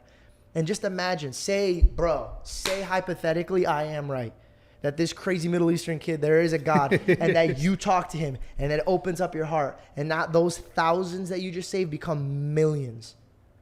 All because of your ego of just putting down your sword and your shield and being like, all right, no more arguing. If your existence is real, I want to know where you were when I was a child. And be real. And anybody who's at home that is dealing with suffering at home or in the future or in the past, if you ever caught yourself in a place, in a moment where you're mad at God, it's totally fine. But in any relationship, when you bottle it up and you explode later, it's never healthy. Not for a marriage, not for anything. If you bottle up your expression and how you feel and try to work on it, nothing will be stemmed from that. And you know that better than anybody. I was going to say, did you hear that one, Brad? Yeah, no, I know that. The thing is, I know that. I just know that even without God. Yeah, that's the truth. And I feel I'm on the same path you are, just because, like, I also don't believe in God. I'm not saying you're wrong. I'm not shaming you or anything like that. But I'm just saying from the outside point of view, watching you two speak, it feels like you're both saying the same thing. Because I'm telling you, bro, you're on the same wavelength as me. It's just you haven't accepted it. And that's fine to say. I'm being so real, that's fine to say. And I'm not disrespecting your beliefs, but I don't want to kill the idea that there is no God, and we could just be doing these things out of pure self-work and intention, and to put good out into the world because we want to. And that's what I do. That's how I conduct my life. And I feel as if I am doing the same thing as people that are following, like, the Bible. And I think that the Bible says to put good out into the world. Don't condemn others. Don't put negativity out. Don't harm others. Yeah. And that's what I'm doing. So who really gives a shit if it's in the name of God or in the name of whatever else I want to call it, the higher power or the universe, whatever. I am still doing the same thing that you are doing, and I am working hard and I'm helping others. And I think that as long as you are doing those things, it doesn't matter if you're doing it for God or if you're doing it for this or that, as long as you are just doing it. You know what this reminds me of? This reminds me of CrossFit. Okay, let me explain. Ew. Okay, listen. No, swear to God. It's like working out. Hold on. Let me, everything in my life is like working out. Okay, let me explain this. Workout. No, that's what I'm saying though. So listen, you said that's the worst workout, right? And I'm not disagreeing, but here's the deal. It's still got a lot of people in shape who wouldn't have done it otherwise. True. So my point is this. It's the same concept. To my gym bros, I love you guys always. I got you because I not full the CrossFitters. No. CrossFit. No, CrossFit you is lost great. Those. No. A little CrossFit, lesser. But hold on. You're there. CrossFit at the highest level is insanely impressive. I think CrossFit at the box level, where you're like your local run-of-the-mill CrossFit, it's just people who are not really teaching. They're just getting a bunch of people in a room. Like at the highest level CrossFit and the CrossFit Games, those guys are fucking crazy athletes. I'm just saying. Yes. I'm just saying, if you're like, yo, I go to my local CrossFit and they're having you clean and jerk and squat and snatch, they're probably not teaching you how to do that shit properly. I've seen it a million times. People get so hurt in that shit. Statistically, I'm speaking facts, right? Got it. CrossFit in general is what I'm saying though. It's like, okay, bodybuilding is there, Olympic lifting is there, powerlifting is there, and then CrossFit was like man, that shit's stupid, which I was one of those people at one point. But if it gets those people who wouldn't have otherwise been in shape and healthy and feel good about themselves, then that's what really matters. Yes. Not necessarily, like I'm saying, we're all coming to this like conclusion of, in your eyes and in your mind, in your spirit, in your heart, it's God and his ability to work with you as an individual, right? In mine, it's like, I was there and I was like, fuck you, motherfucker. I'm going to fucking put myself through pressure so that I can avoid this shit. Mm-hmm. And then eventually it started to make sense. And yes, there is still a part of me that like, I really do want to believe. I want to totally believe. But at the same time, there are people out there. I see it. You're cap. I see it. There's this is you. There's people out there who are 100% on the other side of like, I don't believe in that shit at all. That's me. I mean, I'll just be honest. That is me. I went to church when I was little, and like I have not read the Bible. That's why I say I'm ignorant. I have not read the Bible, so I don't want to speak on what the Bible says. But I don't believe in God. I don't. I believe in the universe. I believe in energies. I do not believe in God. And that's okay, because I still do the same. I still believe the same things you do, and I still conduct my life. I won't say in the same way, because I don't want to disrespect you, but I conduct my life in a positive way. I try to give back, and I try to have the same moral compass as you. Yeah, like I said, in the beginning, there's a lot of bad Christians. There's a lot of good Christians. How you are as a human being isn't going to stem about what you worship. I think you're born with a heart that's either pure or it's not. No, but it's how you conduct your life. Yeah. And you said you conduct your life in a certain way because of the Bible. You can, But I do can that out of conduct greed, my too. life in the same way you do, and I don't have to believe in the Bible to do that. And we course. can both get the same outcome, just like the two of you have said. So it just feels like we all can do the same thing and get in the same place. And it doesn't have to be called God. It can be something else if you're uncomfortable calling it God. Because like you said, some people can be uncomfortable having that conversation. Yeah. Yeah, Absolutely. definitely. So let's change topics a little bit. I think the whole podcast was about. Can I pee? Yeah, go You for it. guys Go. have a fun little yeah, go pee-pee for it. moment? And keep that door open too, by the way. Okay. When you open it, but Why? not the bathroom door, just You're gonna that door. watch me walk No. out? I just the air goes on. It goes like shh. I just want Hey, HR. to. Yeah. No. Keep it open. Yeah, you're great. Thank you. So I want to ask you about this getting kicked off the plane Oh shit. because you didn't get to tell the story. Dude. Oh, Can you that's tell the so story? Damn, you have all that? We haven't talked about any of that. Yeah. We just riffed it, bro. We just went with it. So We don't even need to talk about all that. It is not. That's just like some points, you know. So I, which she put together, by the way. Shout out Natalie. She's You're the best. she crushes it, bro. Jess, right? No, Oh, she's Jess. she's Jess. That's Natalie. Natalie. Edit that out. Let's get it. Yeah. She's sitting there editing it out herself. She's like, No. guy. Fuck this guy. No. So what was God, the story? huh? What was the story? So I started getting really bad anxiety on the plane. I know that feeling. Dude, I hate it. It gives me such bad anxiety. And I lost a really good friend of mine. Now hold on though. Yeah. You were on. Okay. No, just continue. Sorry. Yeah. So I don't. I was on my way to Cleveland. Okay. And I was like, yo, I'm gonna double down on my edibles.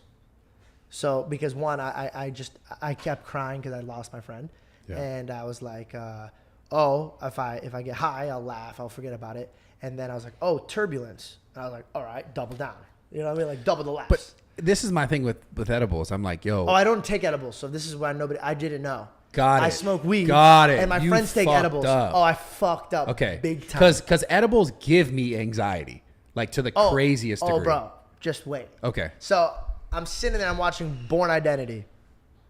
And I'm watching it.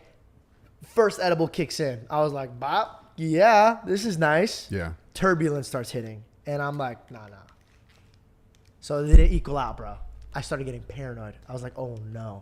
So I started thinking about it. I started thinking of every possible way this plane could go down. I was like, fucking only bet. really one way, just down. You know? Nope, we don't know. We could do a loop-de-loop. I don't know. Before I even take the edibles, bro, this dude, we're right before we get on the TSA, because I was like, all right, I'm just going to take this and then walk through the TSA. Yeah. So I take the edibles there. And there's this there's a couple with like 19 kids, bro. Like they had so many kids. I was like, damn, bro, like, I'm Christian, but you could have got rid of one of them. You know what I mean? I was kidding. There were so many kids. I was like, damn, bro, what the fuck? And then I turned to the dude next to me, and I was like, man, this is giving me anxiety. And he starts laughing like an older man, like, oh, yo, boy, you have no idea. And then he was so nice. He like started helping them out. And I turned to me, and I go, I don't know, man, because they held up the line so much. I go, bro, I hate when people hold shit up or cause a scene. Like, I fucking hate that shit. Like, get your shit in order, bro. Yeah. Like, get your kids in honestly, outfits, I feel 1, 2, 3, and just like number them down. I feel it. So, mind you, I was Middle Eastern growing up, bro. If I tried to do any of the things that these kids were doing, Can I body ask, bag. Are you Persian? I'm not Persian. Do you smell my cologne? What's your? I don't know what your.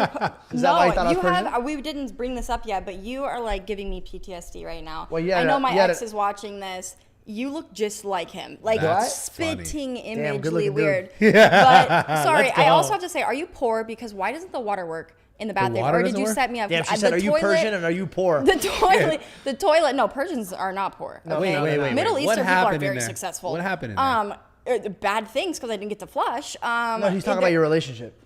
Oh, worse. A lot of shit there, too. The toilet does not flush. Okay. Did you take And a the shit right sink- now? Did you No, take a I didn't. shit? I did not poop. You can go look if you'd like to. No. Go ahead. Yeah, okay. Go ahead. I peed. You just I hear from peed. far away, what the No, but when I wait, I feel like I'm being set up right now because it doesn't flush, and that's embarrassing. And then I went to wash is it my like- hands, no water. So Oh, are what you the poor? fuck? No, I the flushed. water must just be turned I off. flushed. That's weird. Your cat.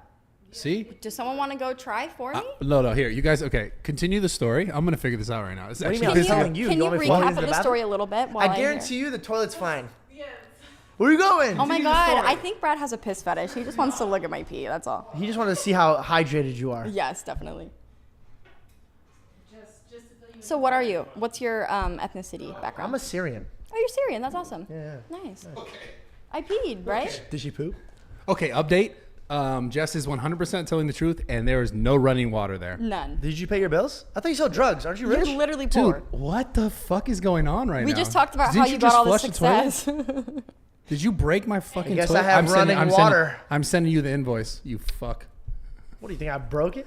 Oh, you were the last one there when it was usable. I don't know. All I know is that the person who didn't believe in God didn't get anything that she wanted. I'm just kidding. I'm just kidding. I'm just kidding. No, it's okay. Dap me up. Hurry. I'm on I got you, camera. I got you. Okay, listen. Tell us You know the what? story. I think God would have flushed that pee for me. Thank you so much. You would have Or saved he me wanted this us all to embarrassment. laugh it about was it. some spicy pee. Yeah, that's This not is very nice. spicy of God. pee. It smelled spicy. Would you? Yeah. eat? Why Spicy. he wouldn't smell? No, it just gave me like a waft. Okay. Anyways, you don't. Okay, so what happened, dude? Oh, so I get on the plane. I take the edibles, and he's a pilot, but he wasn't flying this plane, so he sits up front. The guy older that I gentleman. was like, oh, don't like cause. a yeah, scene. yeah. I'm sitting in a seat, and the first edible hits in, then the turbulence hits in, and I'm like, oh, yo, this is bad. Second edible kicks in, and I'm like, bro, it was like a movie. Like, literally, it was like everything was like moving, and I was like, oh, I'm gonna die. Yeah. Like, I'm for sure gonna die right now. Yep. So I told Mike, I was like, well, I gotta go. Gotta move. He's like, what the fuck's wrong with you? I gotta throw up. So in my mind, I was like, I'm gonna make myself throw up to get this shit out of me. Yeah. I'm I've been walking, bro. And I just remember, the last thing I remember is I asked the flight attendant, I go, excuse me, where's the bathroom? And she pointed, and it was right next to the cockpit. Bro, I wake up. Wait. You go from where's the bathroom to I wake literally, up? What where's the the fuck is bathroom? going on? I wake up, and they're like, oh, I'm hearing, like, wake him up. And then I forgot the fact that I was going to the bathroom. You fall How'd asleep you in front of the cockpit? I passed out and smacked my head on the door where the pilots are, the metal door. I smacked it so hard, the pilots thought somebody was trying to break into Because of the fucking- edibles? Yeah, because I was paranoid. I was So paranoid. were you hyperventilating? Could have been an because I anxiety was attack? crying a lot, I was dehydrated. Got it. Okay. Yeah, I was dehydrated. Okay.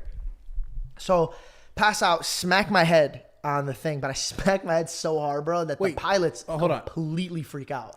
So you were crying because you were scared? I was crying because my friend passed away. Okay. Can you pay attention? I'm sorry. I didn't know She that. was taking a shit and she knows what's happening. Yeah, You knew I about the- fucking peed. I thought we confirmed that. Brad Sorry. smelled it and everything. Okay. My apologies. No Continue. worries. So I smacked my head. I thought I'm in my seat sleeping, and they're just trying to wake me up for a snack. And I actually got pissed in the moment. I was like, dude, why the fuck are they waking me up? Because like I know that you're not supposed to wake somebody up. So I said, yo, I'm sleeping. That's what I said. And the flight attendant goes, hey man, you can't do that here. And then Mike's standing, so I'm waking up. They already removed my shirt, bro, because they were working on me. They thought I was fucking dead. They thought I like died. Holy shit. So they're like working on me. They're like pulling my legs to like make sure they're lifting my shit. And I think they had a nurse there and everything. Yeah. So then the flight attendant heard me say, I'm sleeping. And he goes, why the fuck are you sleeping here? Because he was like the last flight attendant to show up. And Mike goes, hey man, he fucking passed out. He's not sleeping. So then that's when I realized I passed out and all my memory came back that I was trying to go to the bathroom. Were Now- you still high as fuck at this point? No, completely sober. Whoa. But like I was in and out. Like I kept passing out and then coming back. So like it was damn, kind of bro. like a game. Like I would be like, oh like no, I'm good. And then I would go back out and then I would come back in the middle of the airplane somewhere else. I was like, oh, this is fucking terrible, right? Holy Have you ever passed out outside of this incident? No. Oh yes. So yeah, but not like often, this. Not like this. often. This is When not, have you gotten like a scan of your brain? Oh, no, she's no, trying to scare no. you, dude. I first of all stick to titties, okay? Omar, You're gonna thank piss you. her off. I'm kidding. No, ask Brad. You don't want to piss No, me you're off. gonna piss her You off don't right wanna now. piss me Kidding. off. I was joking. I made one titty joke. No. Okay, you've been It was- telling me that I pooped. I've never pooped once in my life. That's what she draws the You're line. making She up goes, rumors "That about shit." me. I've never fucking done that before. All right, now you're saying I'm only good for titties. It's the Thank you poop so thing. much. It's I the know poop it is the poop thing. I've Fuck that. never pooped, and I don't know why you're putting that rumor so on about sorry. me, Guys. I've never used my butthole before. It's for aesthetic purposes only. Yeah. And Brad's. No, Jesus Christ, dude. Sorry. No, I have one. Oh, is that mine? Yeah. Why didn't you bring your girlfriend, by the way? I really wanted to meet her. We broke up like about 2 weeks ago. We just made it public yesterday. Oh shit. Yeah. Wow. Yeah, are she you cheated on me. It was fucked. Whoa. Yeah. Wait, the girl that I know, the one that I always see you with? Yeah. Oh damn. You guys know- She cheated on you? With Steve What a will do it. dumbass. You're lying. Bro, how No, no, no. Wait, No, wait, no, no, wait, no, wait. no. What's going on? No, no, he you're came lying. up and he like kept buying her cars No, no, and he's shit. You're joking. lying. He's He brought joking. 6ix9ine no, to no. rap her to Fuck perform this for her. guy. I was like, how am I gonna compete He's with that? joking. No. Oh my god. You Okay. had me going, You really motherfucker, had me bitch going ass. too. You should be a comedian. You're gonna do great. Oh my Yo, god, fuck dude. you. I felt fucking horrible. I no, was no. like, You're I like, just damn, ripped Steve's a pulling Band-Aid bitches out off. No, when you see Steve will do it, I knew it was fake though. Because I know Steve really well. I would know that already, dog. I was like fake. But when you said she cheated on you, I believed that for a second. Why? Because you just said it so sincerely. Not that like, you're a cheatable on type of guy. You just You look like you're easy to cheat on. You know, you would have roasted me if you didn't stutter. Oh, no, ask gotcha. Brad. I'm easy to get cheated to cheat on look too. like you're. Do you need sugar? Because you look like you're about to pass out. you're a fucking fool. Let's go, baby. Oh, I love it. Go HR, baby. The roast is crazy. So so obviously you guys are still together. Yeah. Is she a big believer too? Yeah. Actually, dude, that's such a dope relationship. Gather you guys have a really healthy relationship, Such which a is great relationship. so uncommon in LA. And I'm wondering, like, prior to her, you said that you had to work on not watching porn. You had to work on, like being, loyal in a relationship and being a good boyfriend. Yeah. How was that before your relationship with your current girlfriend? Would you consider yourself somebody who entertained multiple women? Were you someone I was who never would cheat? I was never a relationship guy. I kind of just dated. Had you cheated before though? No. Like, were you? So the one thing that like I can't do, like I really can't, I don't fuck with it. And if you do this to me, I won't judge you or like dislike you, but I would see you differently in my life. Lying. Lying to me is a big thing. I can't I mean, like if you're telling a story and over exaggerating it for comedic purposes, I get that. But if you're genuinely looking at somebody and telling them that you love them and cheat on them, that's some different level type shit I can't be a part of. Have you done that? Why is she looking at you like that? Oh no. No, what did you Brad came to me with some fun information today. So that's all. Brad Oh, yeah. Yeah. Yeah. No, I cheated got on I somebody? got cheated No, I on. didn't. I got I didn't. and Brad brought me the I was just like, Wait, did you see got Platter on you a silver found out platter. today you got cheated right on? before this podcast, like 30 minutes before. No, but you're you I'm I'm kinda doing know. great though, Well. right? I'm doing good, right? 2 times? Well, no, it was the same girl. Is it the No, Persian she- guy that cheated on you? No. He was racist though. Persian? Racist? Shocked. I know. you're funny. You know what's I love crazy it. though? Like it's crazy though. Like he really like didn't. I don't know if he didn't want to be, but he acted like he wasn't until I started dating a black guy after him, and that's when it came out. But while we were together, like he That's was, when it came that's when it came. But he was like he was gay his whole life. You know what? I got something I gotta confess. no, like I'm serious though. I'm serious. Like Wait. Do you am- think maybe your ex-boyfriend just didn't like you dating another guy? No, I get that. I get yeah. that. There's a difference between fuck you dating that new guy and my people ruled over his people for years. And I have this on recording. That's pretty by the way. racist. That's really racist. So it's like I have the recording. Oh I'll my drop God. it if you want it on my TikTok. You but it's recorded like, it? The whole entire conversation, and he's every slur you could think of. So it's like I heard some of it. it's bad. You should have turned to him and be like, well, bad. he's ruling my pussy now, so that's I all did. that matters. I said that. Yeah. I did. I said he's ruling over something. Oh Started my crying. God, dude. It's so bad. It was really bad. It was really crazy. bad. I but mean, well, glad you're not with a racist fucker. Okay. You smoke a lot of weed. Yeah. I just started because I have really, really bad insomnia. I could go like literally 3 days straight without sleeping. So you recently started smoking pot, like out of A nowhere, year and a half, 2 years ago. Yeah. and you had never done it before. Never. And I don't drink at all. Would you have smoked right now? Yeah. Oh fuck, man. Yeah, I would yeah. have brought some. Should I get a joint? No, it's fine. It's fine. No. Do you ever notice any like fog? Because I notice if I smoke too often, I get like brain fog. And I'm like, fuck. Oh I'm yeah, just yeah, like- yeah. You could go dumb stupid with it. It's like, bro. I encourage people like, yo, it's still medicine, right? So if I give you a hammer, you could build a beautiful house, or you could smack it against your head and kill yourself. So you got to use it for what it is. If you're smoking every single day, bro, you're gonna be stupid as fuck. I mean, dude, never once was I on marijuana be like, oh, dude, this is how I should live life forever. Like, no. I do this when I have conversations with people. Yeah. No, it's totally, because it's very stimulating to your mind. Like your nervous system, it's very stimulating, marijuana. It like relaxes you, especially our industry, bro. We need to chill. Yeah, and it's funny. I use it, to relax, but I also use it like to work out.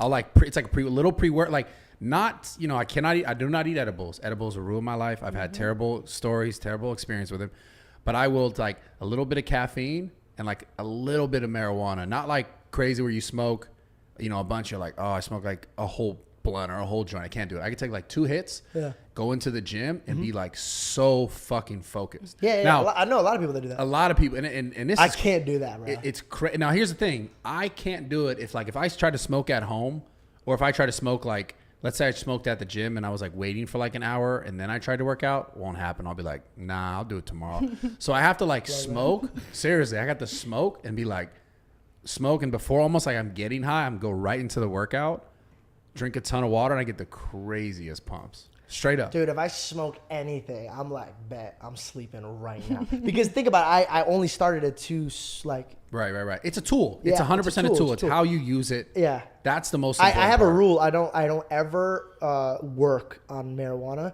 Also, here's another thing you should know about me. The reason I don't drink or promote gambling companies... Have you ever drank? Or? Yeah. Oh, okay. I was just asked. Okay.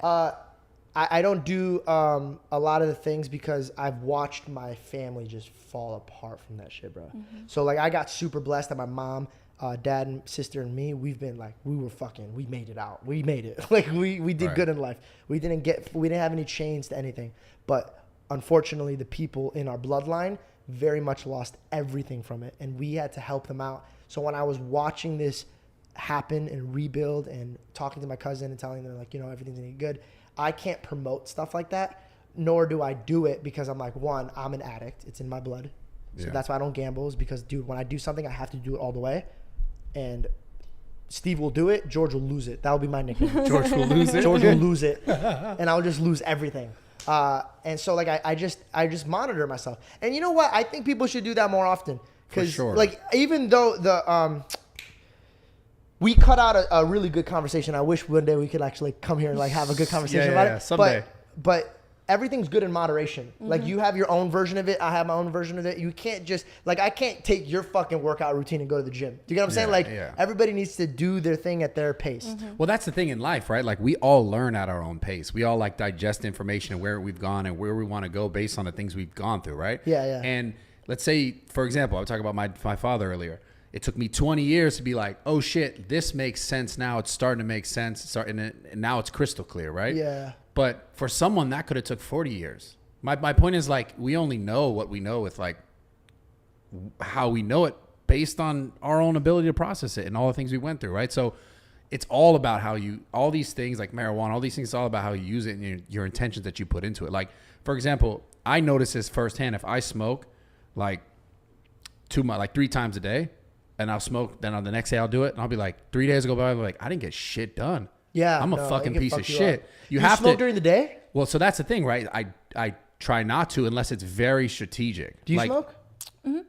Oh, yeah, like, I only smoke like after I get off work though. I would never smoke before work or anything. Isn't that like the best? Hey, but I had to cut it out because I tried to cut it out. I still haven't cut it out. But like I start my day and I know what I have to work to today, and I'm like, at the end of the day, can you feel it in your stomach when you want to smoke? Because I can feel it in my stomach. Bro, I'm like, it's so bad. You know how they say it's not addictive? It is. Fuck you. Is. You're a liar. No, I've been smoking since I was for like probably 8 years now. I've been smoking for a really long time, and I, used to smoke all day, every day. Wake up, take 8 bong rips. I still I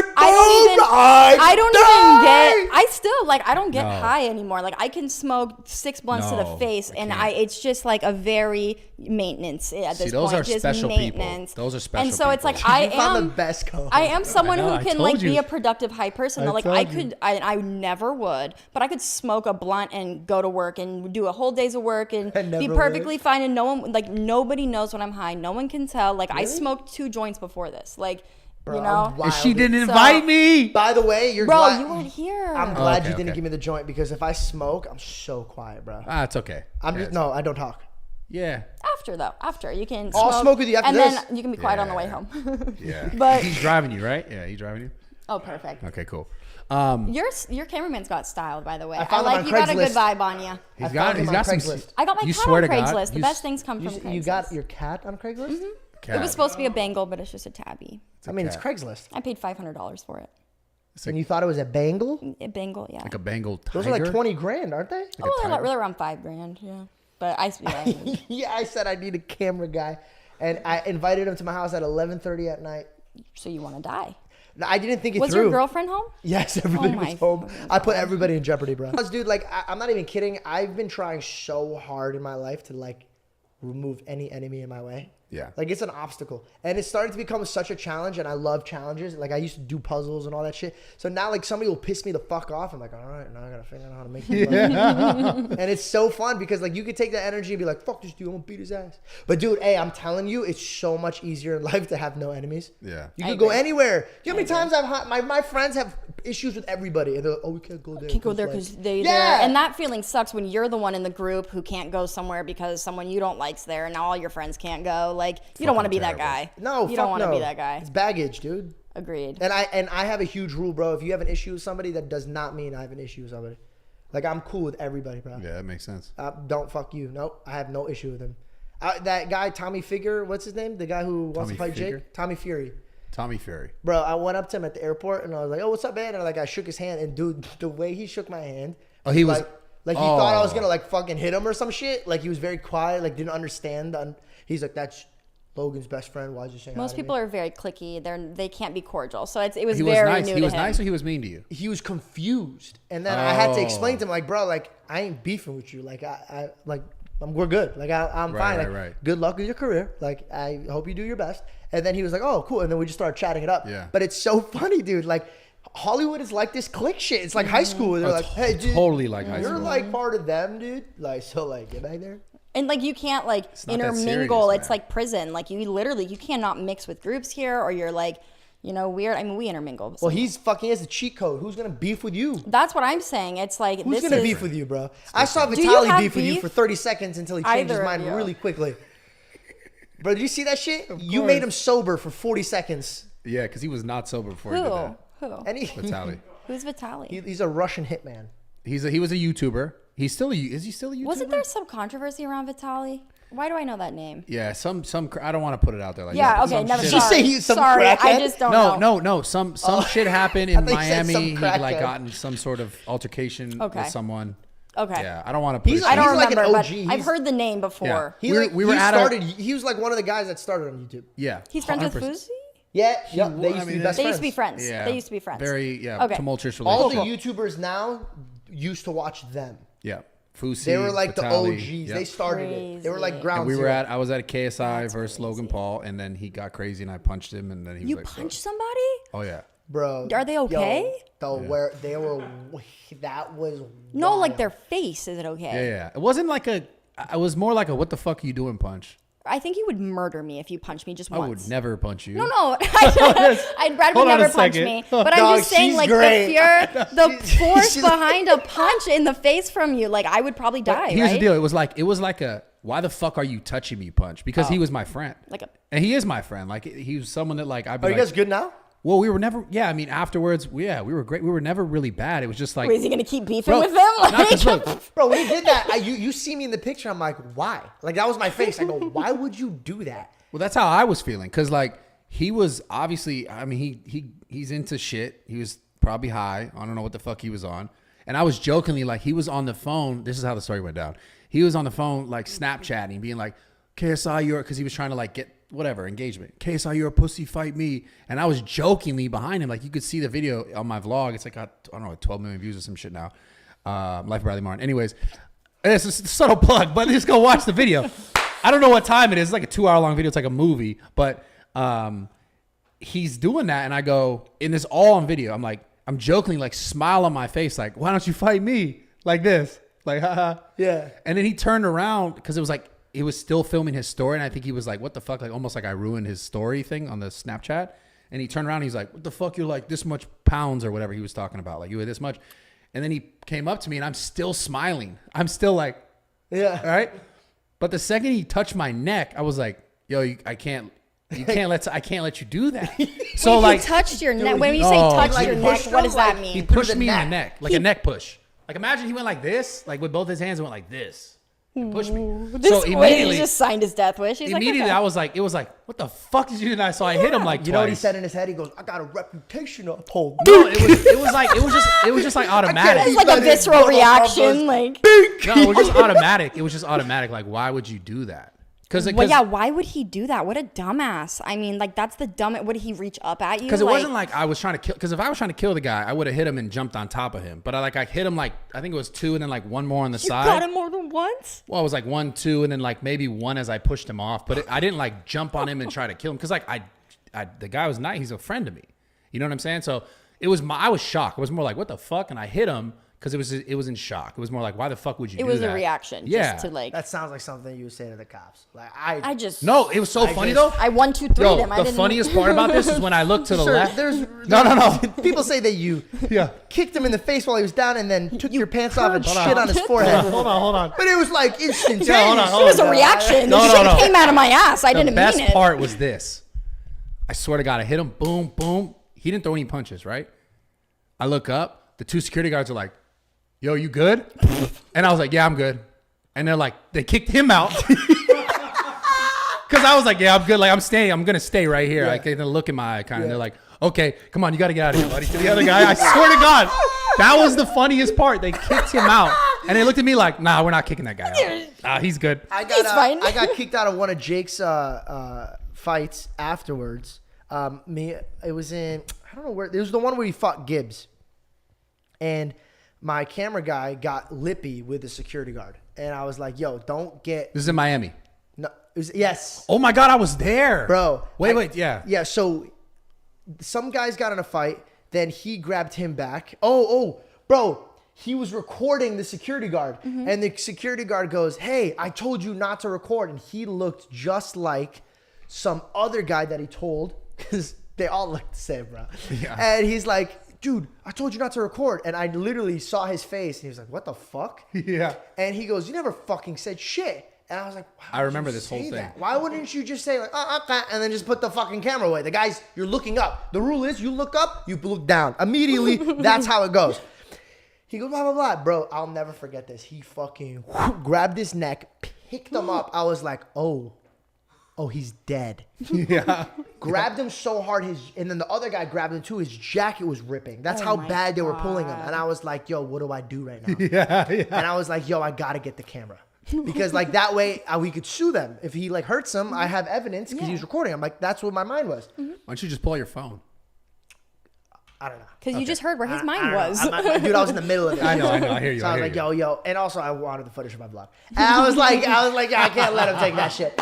So he goes. That's the best part, dog. I fucking love that shit. So I was like, no, fuck this. So I ran up, bro. And this is dead ass what I did. I was like, all right, I have 30 seconds to remove the SD card. Right? So I ran up, like jumped up in the air, mission. grabbed the security guard, pushed him off while grabbing my camera, started sprinting. I was sprinting and I was like undoing the fucking thing. I got it. Listen, this is how I knew I was good at acting, right? I busted around the corner, took it out of my pocket. I was like, oh, they didn't find me. I was like, I'm gone. I had the SD card here, had the camera in my hand here. All of a sudden, a dude as big as you, bro, picks me up. And I was like, all right, the art of confusion. So I put the SD card in my pocket. And I was like, all right, at least I got the SD card. Maybe I can get out of it altogether. So I turned to the guy and I go, can I help you? And the guy goes, you know what you did? And I was like, and then so I literally took a beat and I was like, are you fucking pranking me, dude? What the fuck's happening here? And the guy literally just sets me back down while staring at me. Because it was the other security guard that told him to go get me. Mm-hmm. So he thought he got the wrong dude for a split my second. hadn't seen you yet. You fucking... So I looked at him and I go, what are you doing, dude? And he goes, come with me. I go, okay, where are you taking me? He goes, stay right here. And I was like, all right. Oh my God, like, you bet, clever. bet.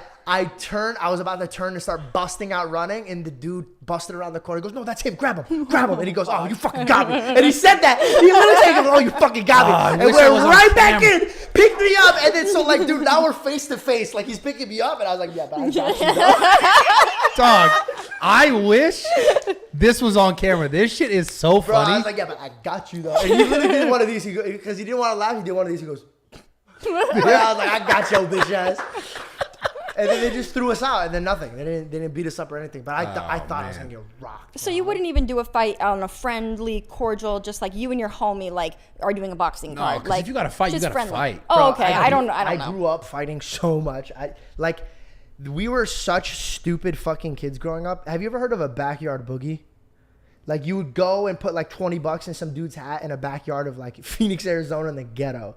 And then you would literally knuckle fight people one at a time, and whoever won that tournament just got a hat full of money.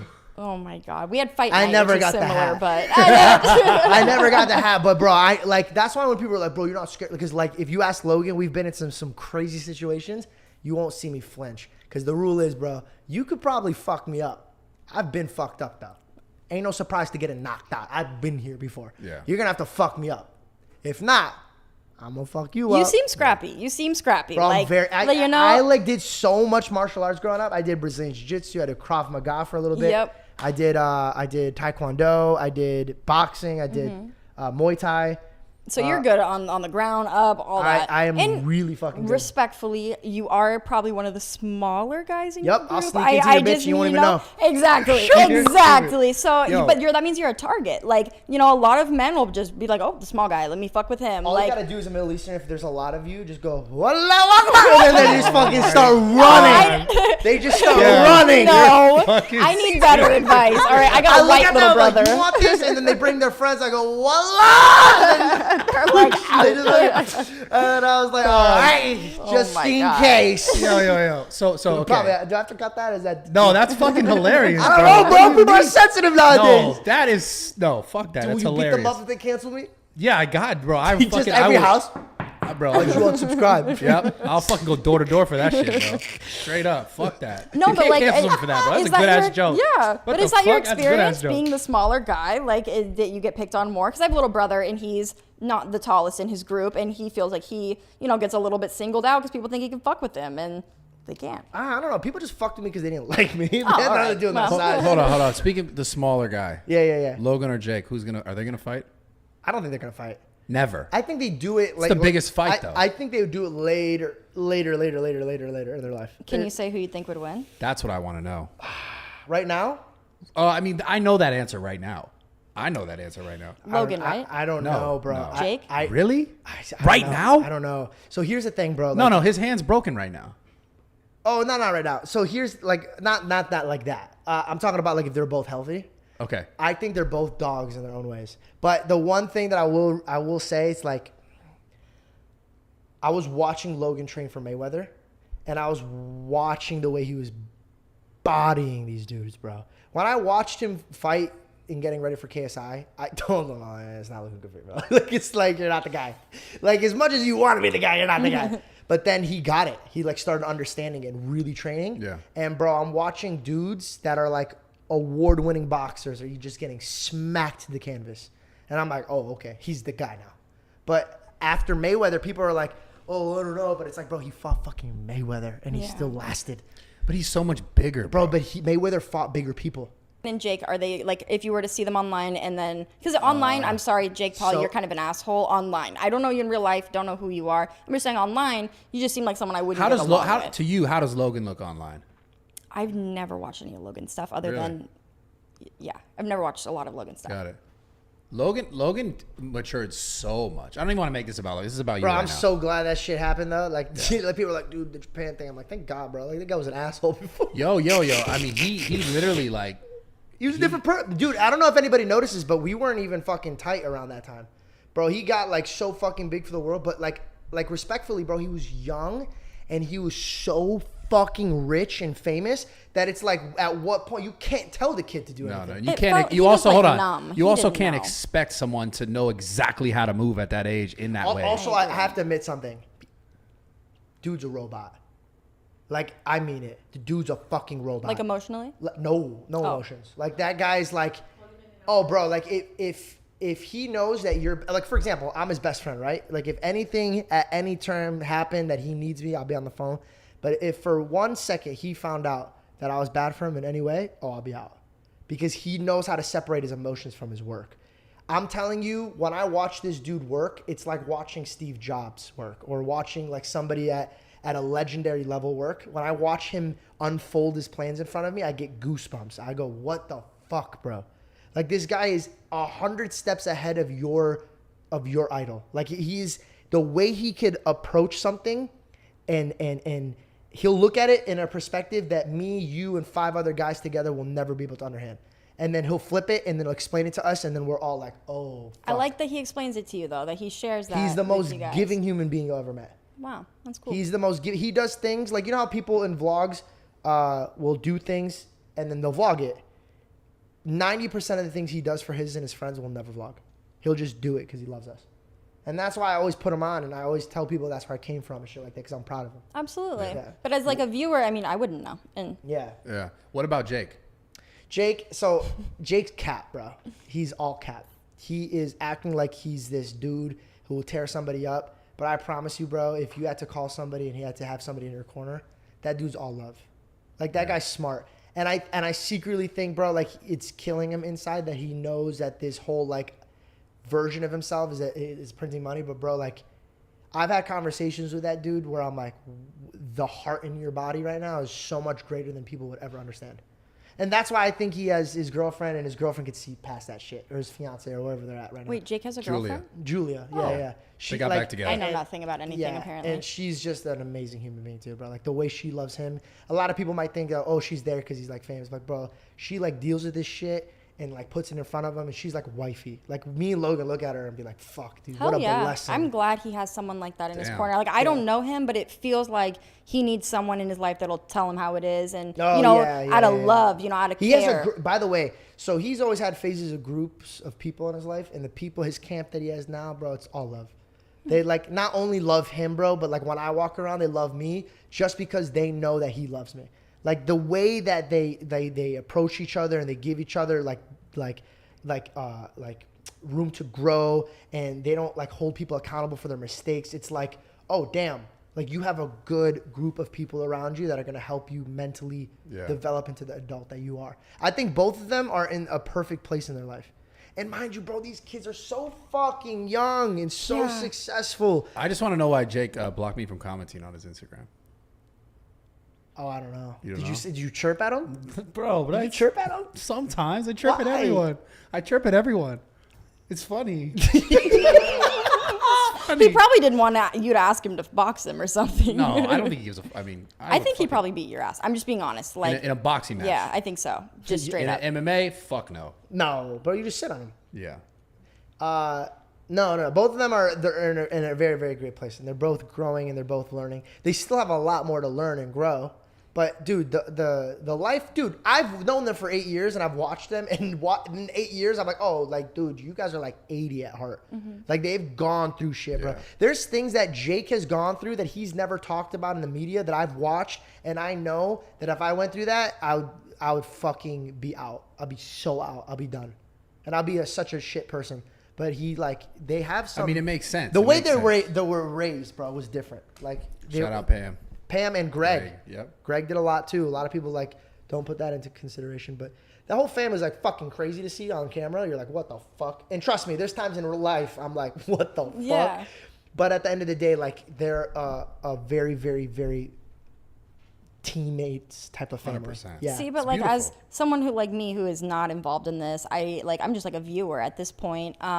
It's interesting to hear that perspective because we just kind of see what you guys put out on the internet. So it's like, in my head, Logan and Jake have a little bit of beef, and there's like, they're both crazy, and Jake's kind of an asshole, and Logan's a little bit like the more mature brother, and that's just kind of how it's portrayed out here. But then, like, hearing you guys speak about these people and speak about just content creators in general, how you guys kind of do have to put up a facade and play a character, and behind the scenes, like, it's not who you are, and maybe not who with the content you want to create anymore, but it's what's bringing in the likes. I have a story that actually might shine a different view on Jake. I've never actually said it because it wasn't my proudest moment. But I'll fucking throw myself under the bus. I'm a good guy now.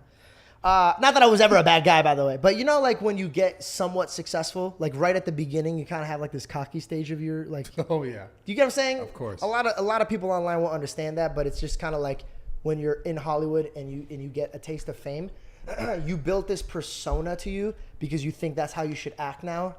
And mine came crushing down so quick and so fast. And I'll never forget this.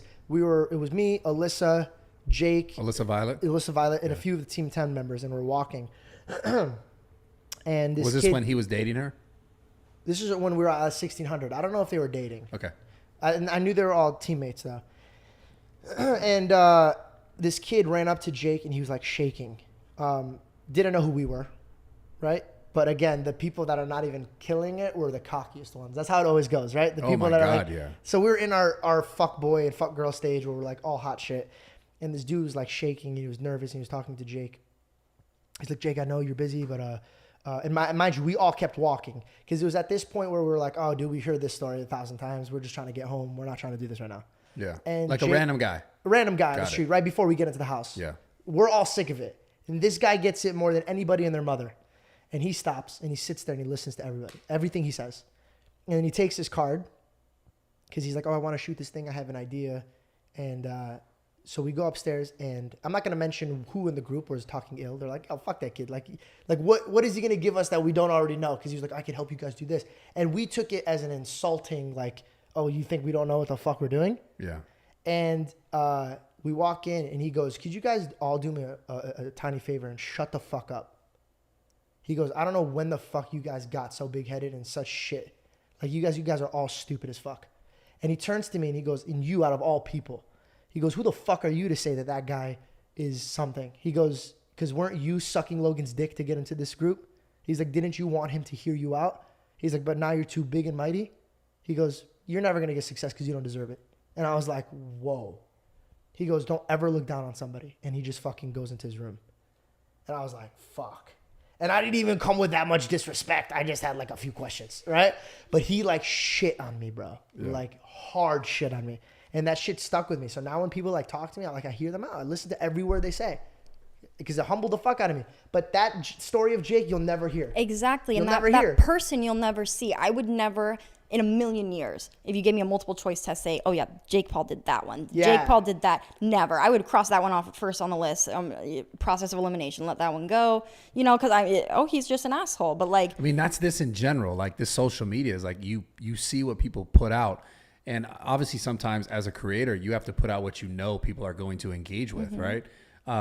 Like I said, I'll make videos all the time that I'll stand in front of a dumpster and talk about my life. And I know they're not viral. And I know it's not going to get the most engagement because people are going to click and be like, I don't want to hear this guy talk about his life because they rather see the girl with the fat ass, me lift her or do some stupid shit on a I fucking. knew that's why you do that. I'm saying, no, straight up, like that. I know what they want, but like the thing that's going to help that person the most, or the thing that might benefit them the most, or give fulfill them you, or give them the most perspective, is not always going to be the content that people are looking for. So as a creator, you know that, and you try and pick. Obviously, I've tried over years to like do as much as I can of both. At the same time, trying to find the balance of like, okay, I know I need to get views and engagement. Otherwise, let's say imagine you cast a net, right? You cast this big ass net with viral video, lifting the chick on the thing or whatever, squatting the girls, benching the girls, right? You cast this giant net and you capture like 1 million fish, all those views, right? Versus like you cast a net that's like much, much smaller because you know it's not getting as far. So the point is this, right? I tried to cast like a big ass net to get everyone to look. And then some of those fish, some of those people will be like, we'll try to find out more about me or about what, you know, about myself or my life or whatever. And maybe they stumble on that video where it's like, yo, this is what happened to me when I was this, and this is what happened to me and how I learned and how I grew from it. But like, I always knew I had to cast a big net to get as many people as possible. I just think situations like this, obviously, there's so many probably for you that you've had probably interactions with people that were super genuine and super real for that person. And all these other creators that people will just never hear of. Like, I have them all the time, like damn near like every day at my gym that I'm not even filming. Sure, I film some here or there. I'll be like, yo, Kevin at the time when he filmed, or Jacob now, like, go grab the camera and film this for me. But like, there's thousands of conversations I have where there's no camera. And it's just like that, where I talk to the person who's like, hey, how do I do this? Or how do I succeed in this fitness or succeed on YouTube? And the thing is, like, it's just not that simple. What you see on the internet is not that person's whole life. Like, it's just not how it goes. Logan at a gym? Yeah. What gym? Because it wasn't Zoo Culture. Bro, Zoo Culture, that's too expensive. Oh, wow. Why would you do me dirty They like always that? push merch. As soon as I walk in, I'm like, bro, I'm trying to work out. No. Hold on. You're salty because you got kicked out of there once. Yeah, they kicked me out. I was like, dude, I'm friends with the owner. They're like, yeah, buddy, we heard that before. Yeah, everyone says that. Everyone says that. Why'd they kick you out? No. Because he what were you doing? You were filming something with I thought the it was diaper funny. guy? So there's a fan that showed up to my house. He showed up to my gym and said, I'm going to challenge you first. He did. Yeah, he wanted to challenge me to basketball, so I had to beat that ass. Of course. He smoked him in as you basketball. should. And As then you I should. made him show up back to Bradley's house or his gym in diapers. Only diapers. Yeah, he did. Oh, He did. No, but he was he wanted He was it. down for it. He wanted He to. was vlogging it. It was Oh, content I'm sure for him. he was so down for it. No, he was Yeah, he was a cool literally kid. filming a YouTube video. He wanted to do it. But like a grown-ass man in a diaper makes me sad. Yeah. And then he was in there doing that, and they were like, yo, what the fuck you doing in here? Danny kicked him out because like he didn't know. I saw him today, and I was like, "Oh, nice haircut." And he was like, "Oh, you recognize me?" And I was like, "Dude, yeah, you Danny's kicked me my out, you best fucking friend. bitch." And I was kidding. No, Danny, he's just doing his job. He's been there since day Danny's- one, bro. He is my Danny's best amazing. friend of all time. I've seen him. He's been there for a long time, and I always the only time I picture when I close my eyes, I picture him with his straight hair, long, Yeah. and his Superman shirt. Jack Dora. That's the only time I can see him. Dora. Jack Dora. I love Danny, man. He's He's a such cool a guy. good dude. So what gym did you meet him at though? Actually, Logan Paul. So randomly enough, this has to do with religion. Oh no. Wait, how does a gym have to do with We're religion? circling back, my friend. Jesus Christ. Buckle up, guys. Yo. We're in Spirit Airlines. It's gonna be a bumpy fucking That's ride. fucking horrible, bro.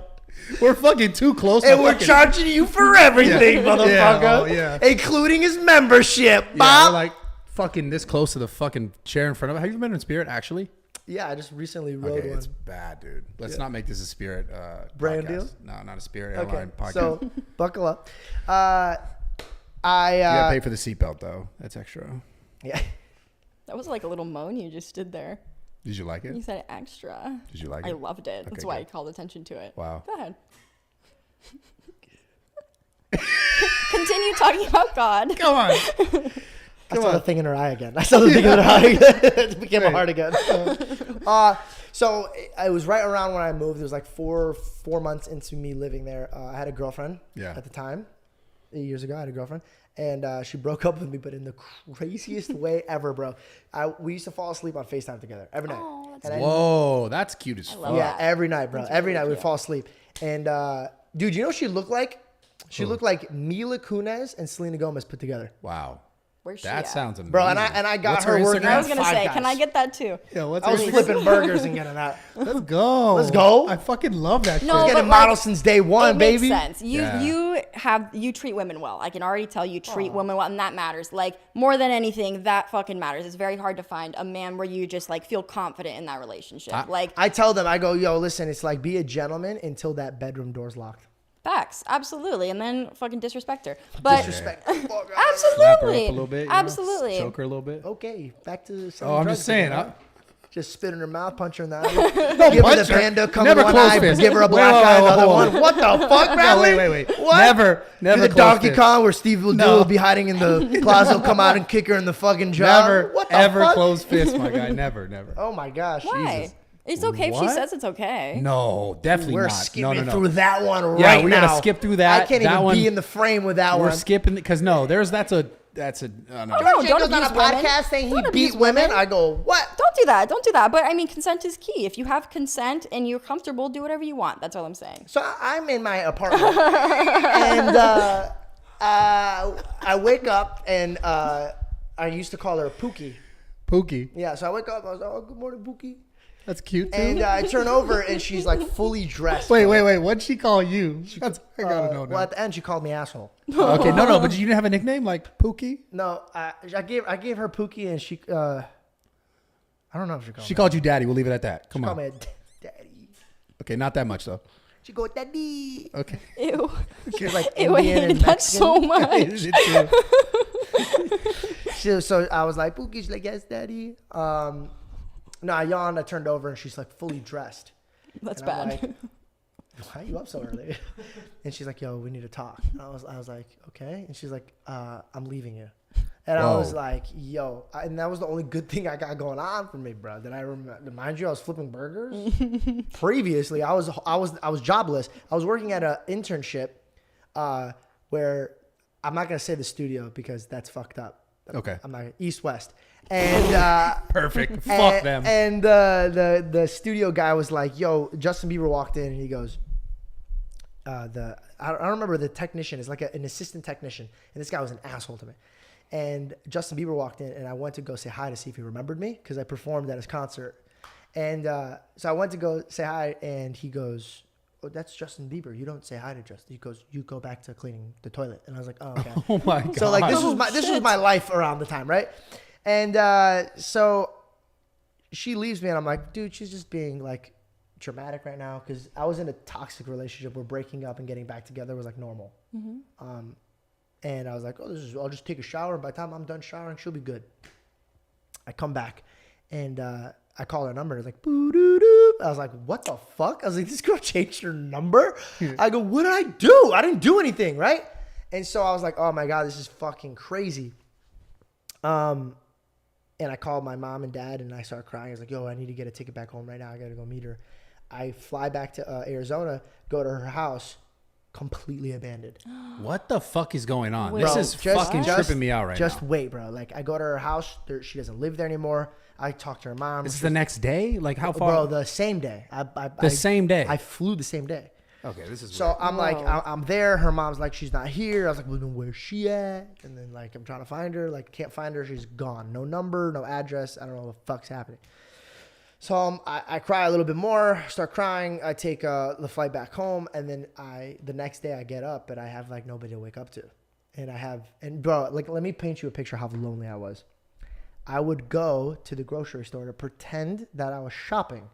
Holy shit. So I this could is just talk to people. That's fucking deep. I've done that. I Yeah. did that when I moved to LA. I was though. so lonely. Wow. And I would go to not the grocery store. I would go to Target.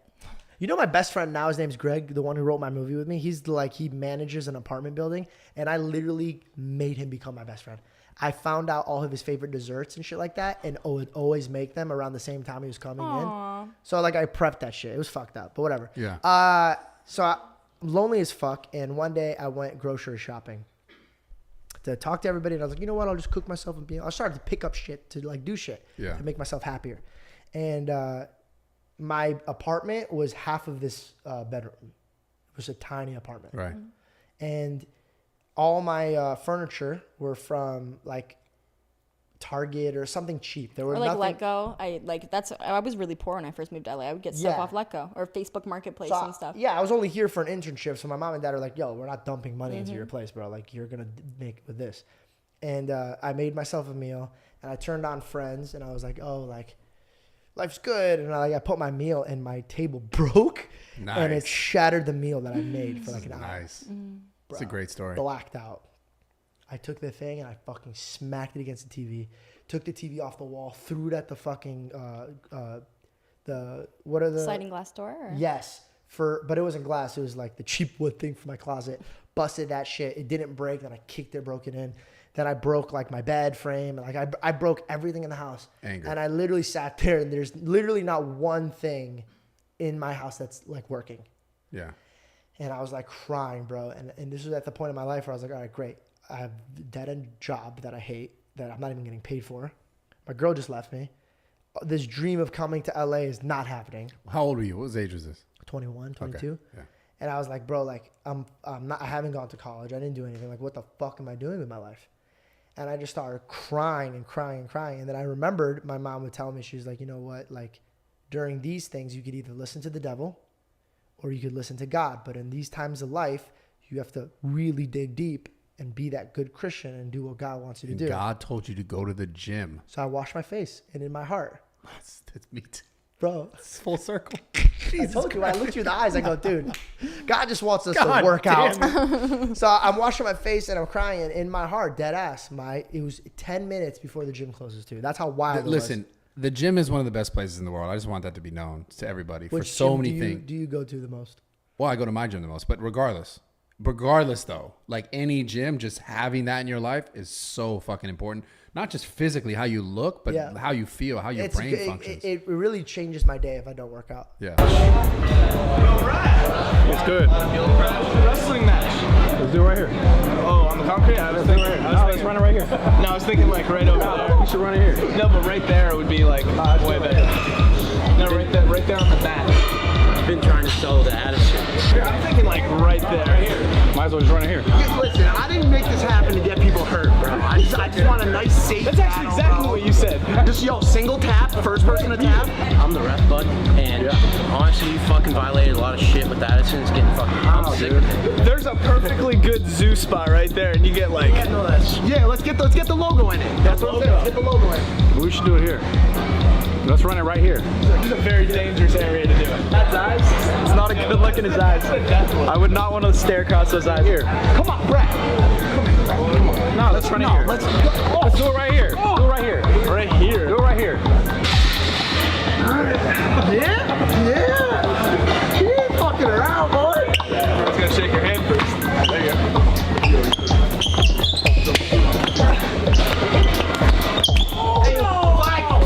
Flag! Oh, wait. Steve's got a call. Flag! That's a flag! That's a flag! That's enough! Alright, that's it! Holy fuck! Holy shit! In all fairness, he was out drinking last night. Bro, he didn't have a home turf advantage. Holy fuck! Man, hey, I said he was gonna throw me. Fuck! Like an oil. Holy shit! It's gone now, bud. Dude. You're a fucking monster, dude. I feel like I just wrestled a bear. Alright, yo. Let's honestly, bro. Like you get a whole bunch of you get a lot of applause from me on that for even fucking walking up to that fucking dude, bro. Fucking knew. Did you know we were coming for this? No.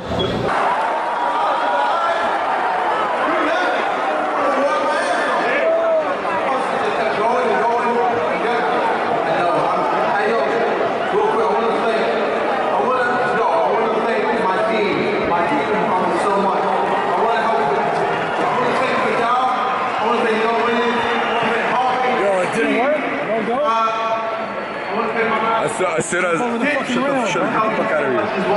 No, as soon as I ran up there, all the security ran up on the radio. Mayweather, the boy has done it, yo. I told you.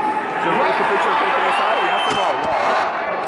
In the ring, there was a moment. But you what? I was more calm here. Oh, you? You want me to fight you? The more I do, the more I just get slack, the more I practice being in here, the more I'm like, hey, you do that.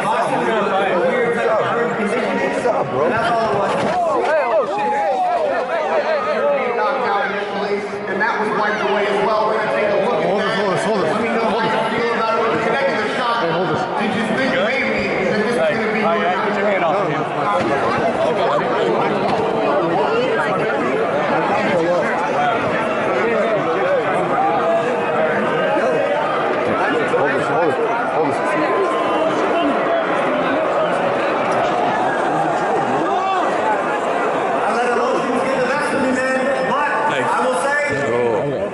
no warning. He's my boy. He's my boy. You don't want to talk to him right now. I think you do the math. 2 points got taken away from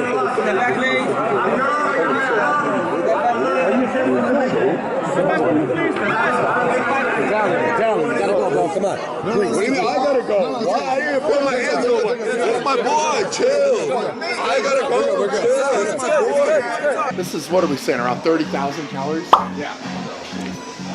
But you told me you ate like, how many pounds of meat a day? Around 5 pounds. Around 5 pounds a day. A day. And how many cups of rice you said was like, it'd be like? For like 15 to 18 cups of rice. A day. Yeah. So I just had like a 24-ounce steak, like an hour and a half ago. All right, so you guys are gonna make fun of me. But I'm hungry. Okay. I'm legitimately hungry good. right now. Yeah. I fasted in preparation. Have you for not this eaten anything? Nothing. What are you doing? I don't even know what world he's living in right now. Damn.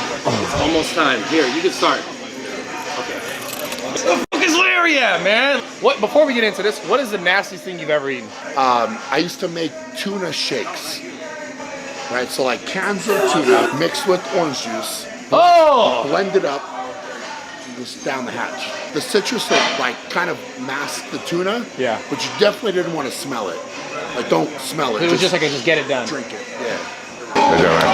Okay. The full gang is here. Are you hungry? Oh, hell yeah. Let's do it. You ready to eat? Oh. You said at least 10? At least 10. So if I eat 10, you eat 10, he has to eat more than us just by size. I'm gonna win. I'm gonna win. Right? I don't know. I mean, that's up to you. All right, gentlemen, keep this fair. Touch burgers. Cheers. Cheers. Cheers. Cheers.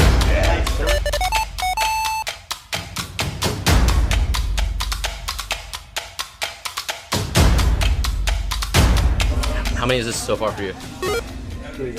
Brian, what burger are you on? Larry? I'm gonna try some. It's on 2. You start biting faster than I will too. I think we have to realize that this is a regular meal for Ryan. This is not a count. This is a regular meal out of the 6 meals that he has every day. He's like, this is normal. So just seeing you put this down like really easy, going this hard, you know? No, that's making me hungry. It is. Yeah. Yeah.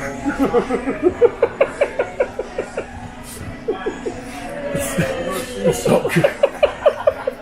So good. I'm so hungry. Yo, Steve, order a pizza, bro.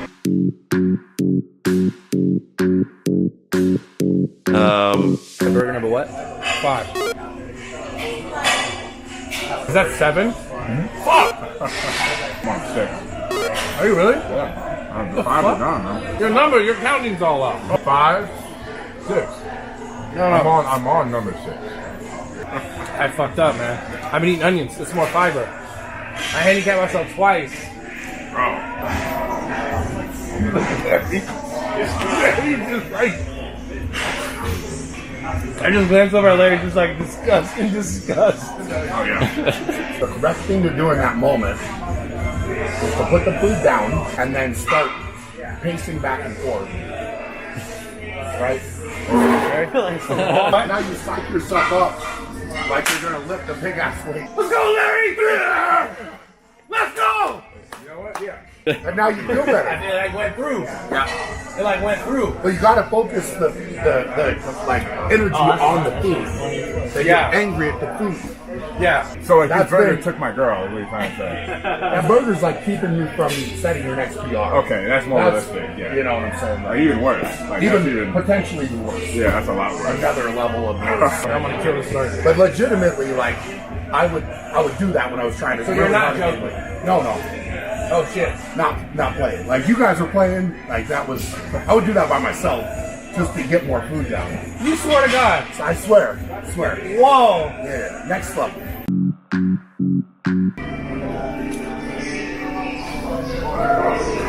There we go.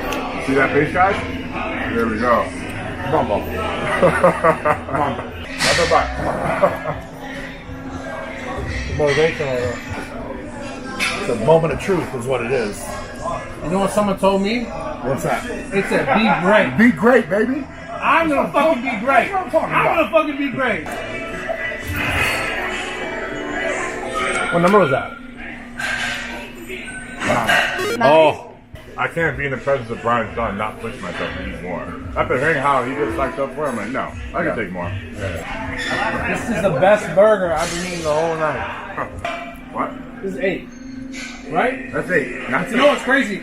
8 is so close to 9. That's 9. You're talking all that shit. I'm about to eat this burger and then eat that one. Whoa. Not talking shit. I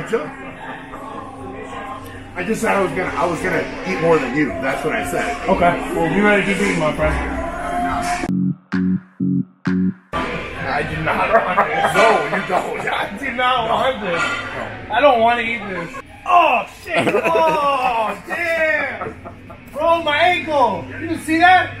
I just slipped on one of you tried to sabotage it. It was a lettuce thing. I rolled my ankle on that. Like like her knees coming straight out here.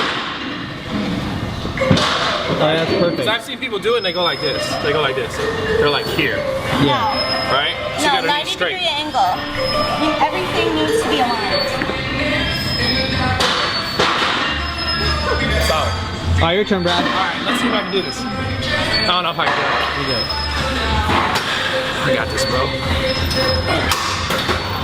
All right, this side right here. Go. Ready? Yep. I got the proper. Go.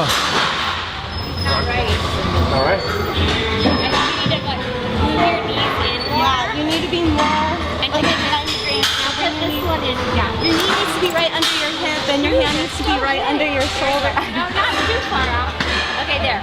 Okay. Okay, and then you don't want to round your back out. So you want to keep, yeah. You know, kind of like you're doing a plank. Okay. Right? Okay, now stick that knee out. This. I'll do this Come side. straight out. I'll do this side. Yeah. That's about that's as far as I can go. What? Go. I swear to God. No, My you hip's can do so it tight. higher. Go. No, I swear to God. Go. I'm not joking. Go. Look, I'm not playing. Look. Let's do it. Okay. Oh my God. That's it.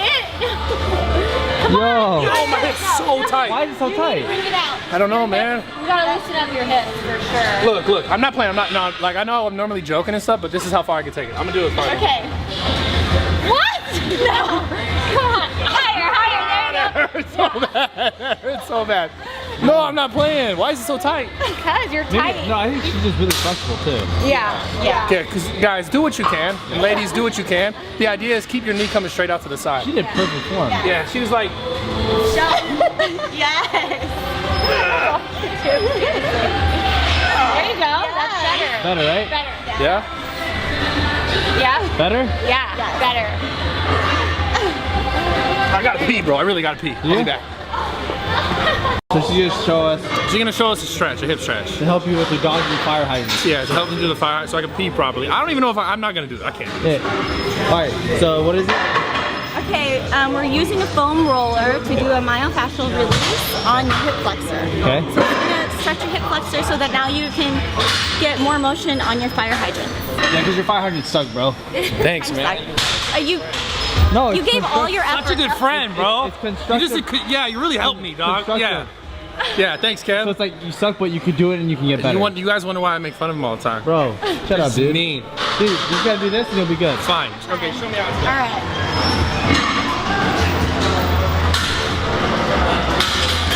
Can you do that, bro? I don't think I can do that. I don't think I can do that at all. I think my hip, they don't work like that. They're not set up the same way. My hips are not, you know? That's easy, you can do Everyone that. has different hips. My hips are a little bit like tighter, wider. You can do that. It feels tender, then you hold for at least 30 seconds. You hold for 30 seconds? Yeah. And it helps to pull the foot out. So you're like releasing pressure, releasing tension. So myofascial release, like she said, that's a real thing, guys. You build up like, basically like lactic acid, scar tissue, shit like that on the top layer. And you're trying to like almost iron that out. So it's not like this all the time. You're trying to make it like this. Iron, bro. Well, I normally just do this shit with an iron. Yeah, but you gotta do it today with this. I don't want to do it with this. Do it. This is embarrassing. Do it. You have to. Dude, try it, bro. Do it. Try it. Come on, don't judge me, guys.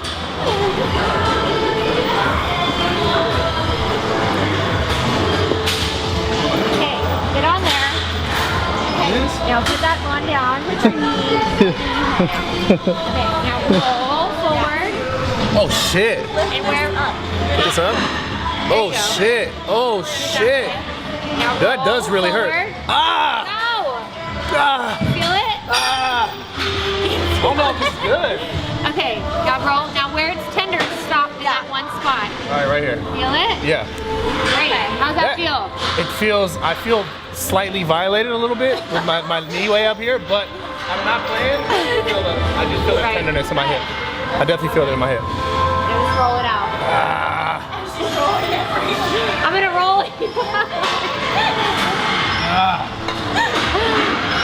All right. Don't do this, guys. Don't do this. Girls, do this. Guys, don't do this.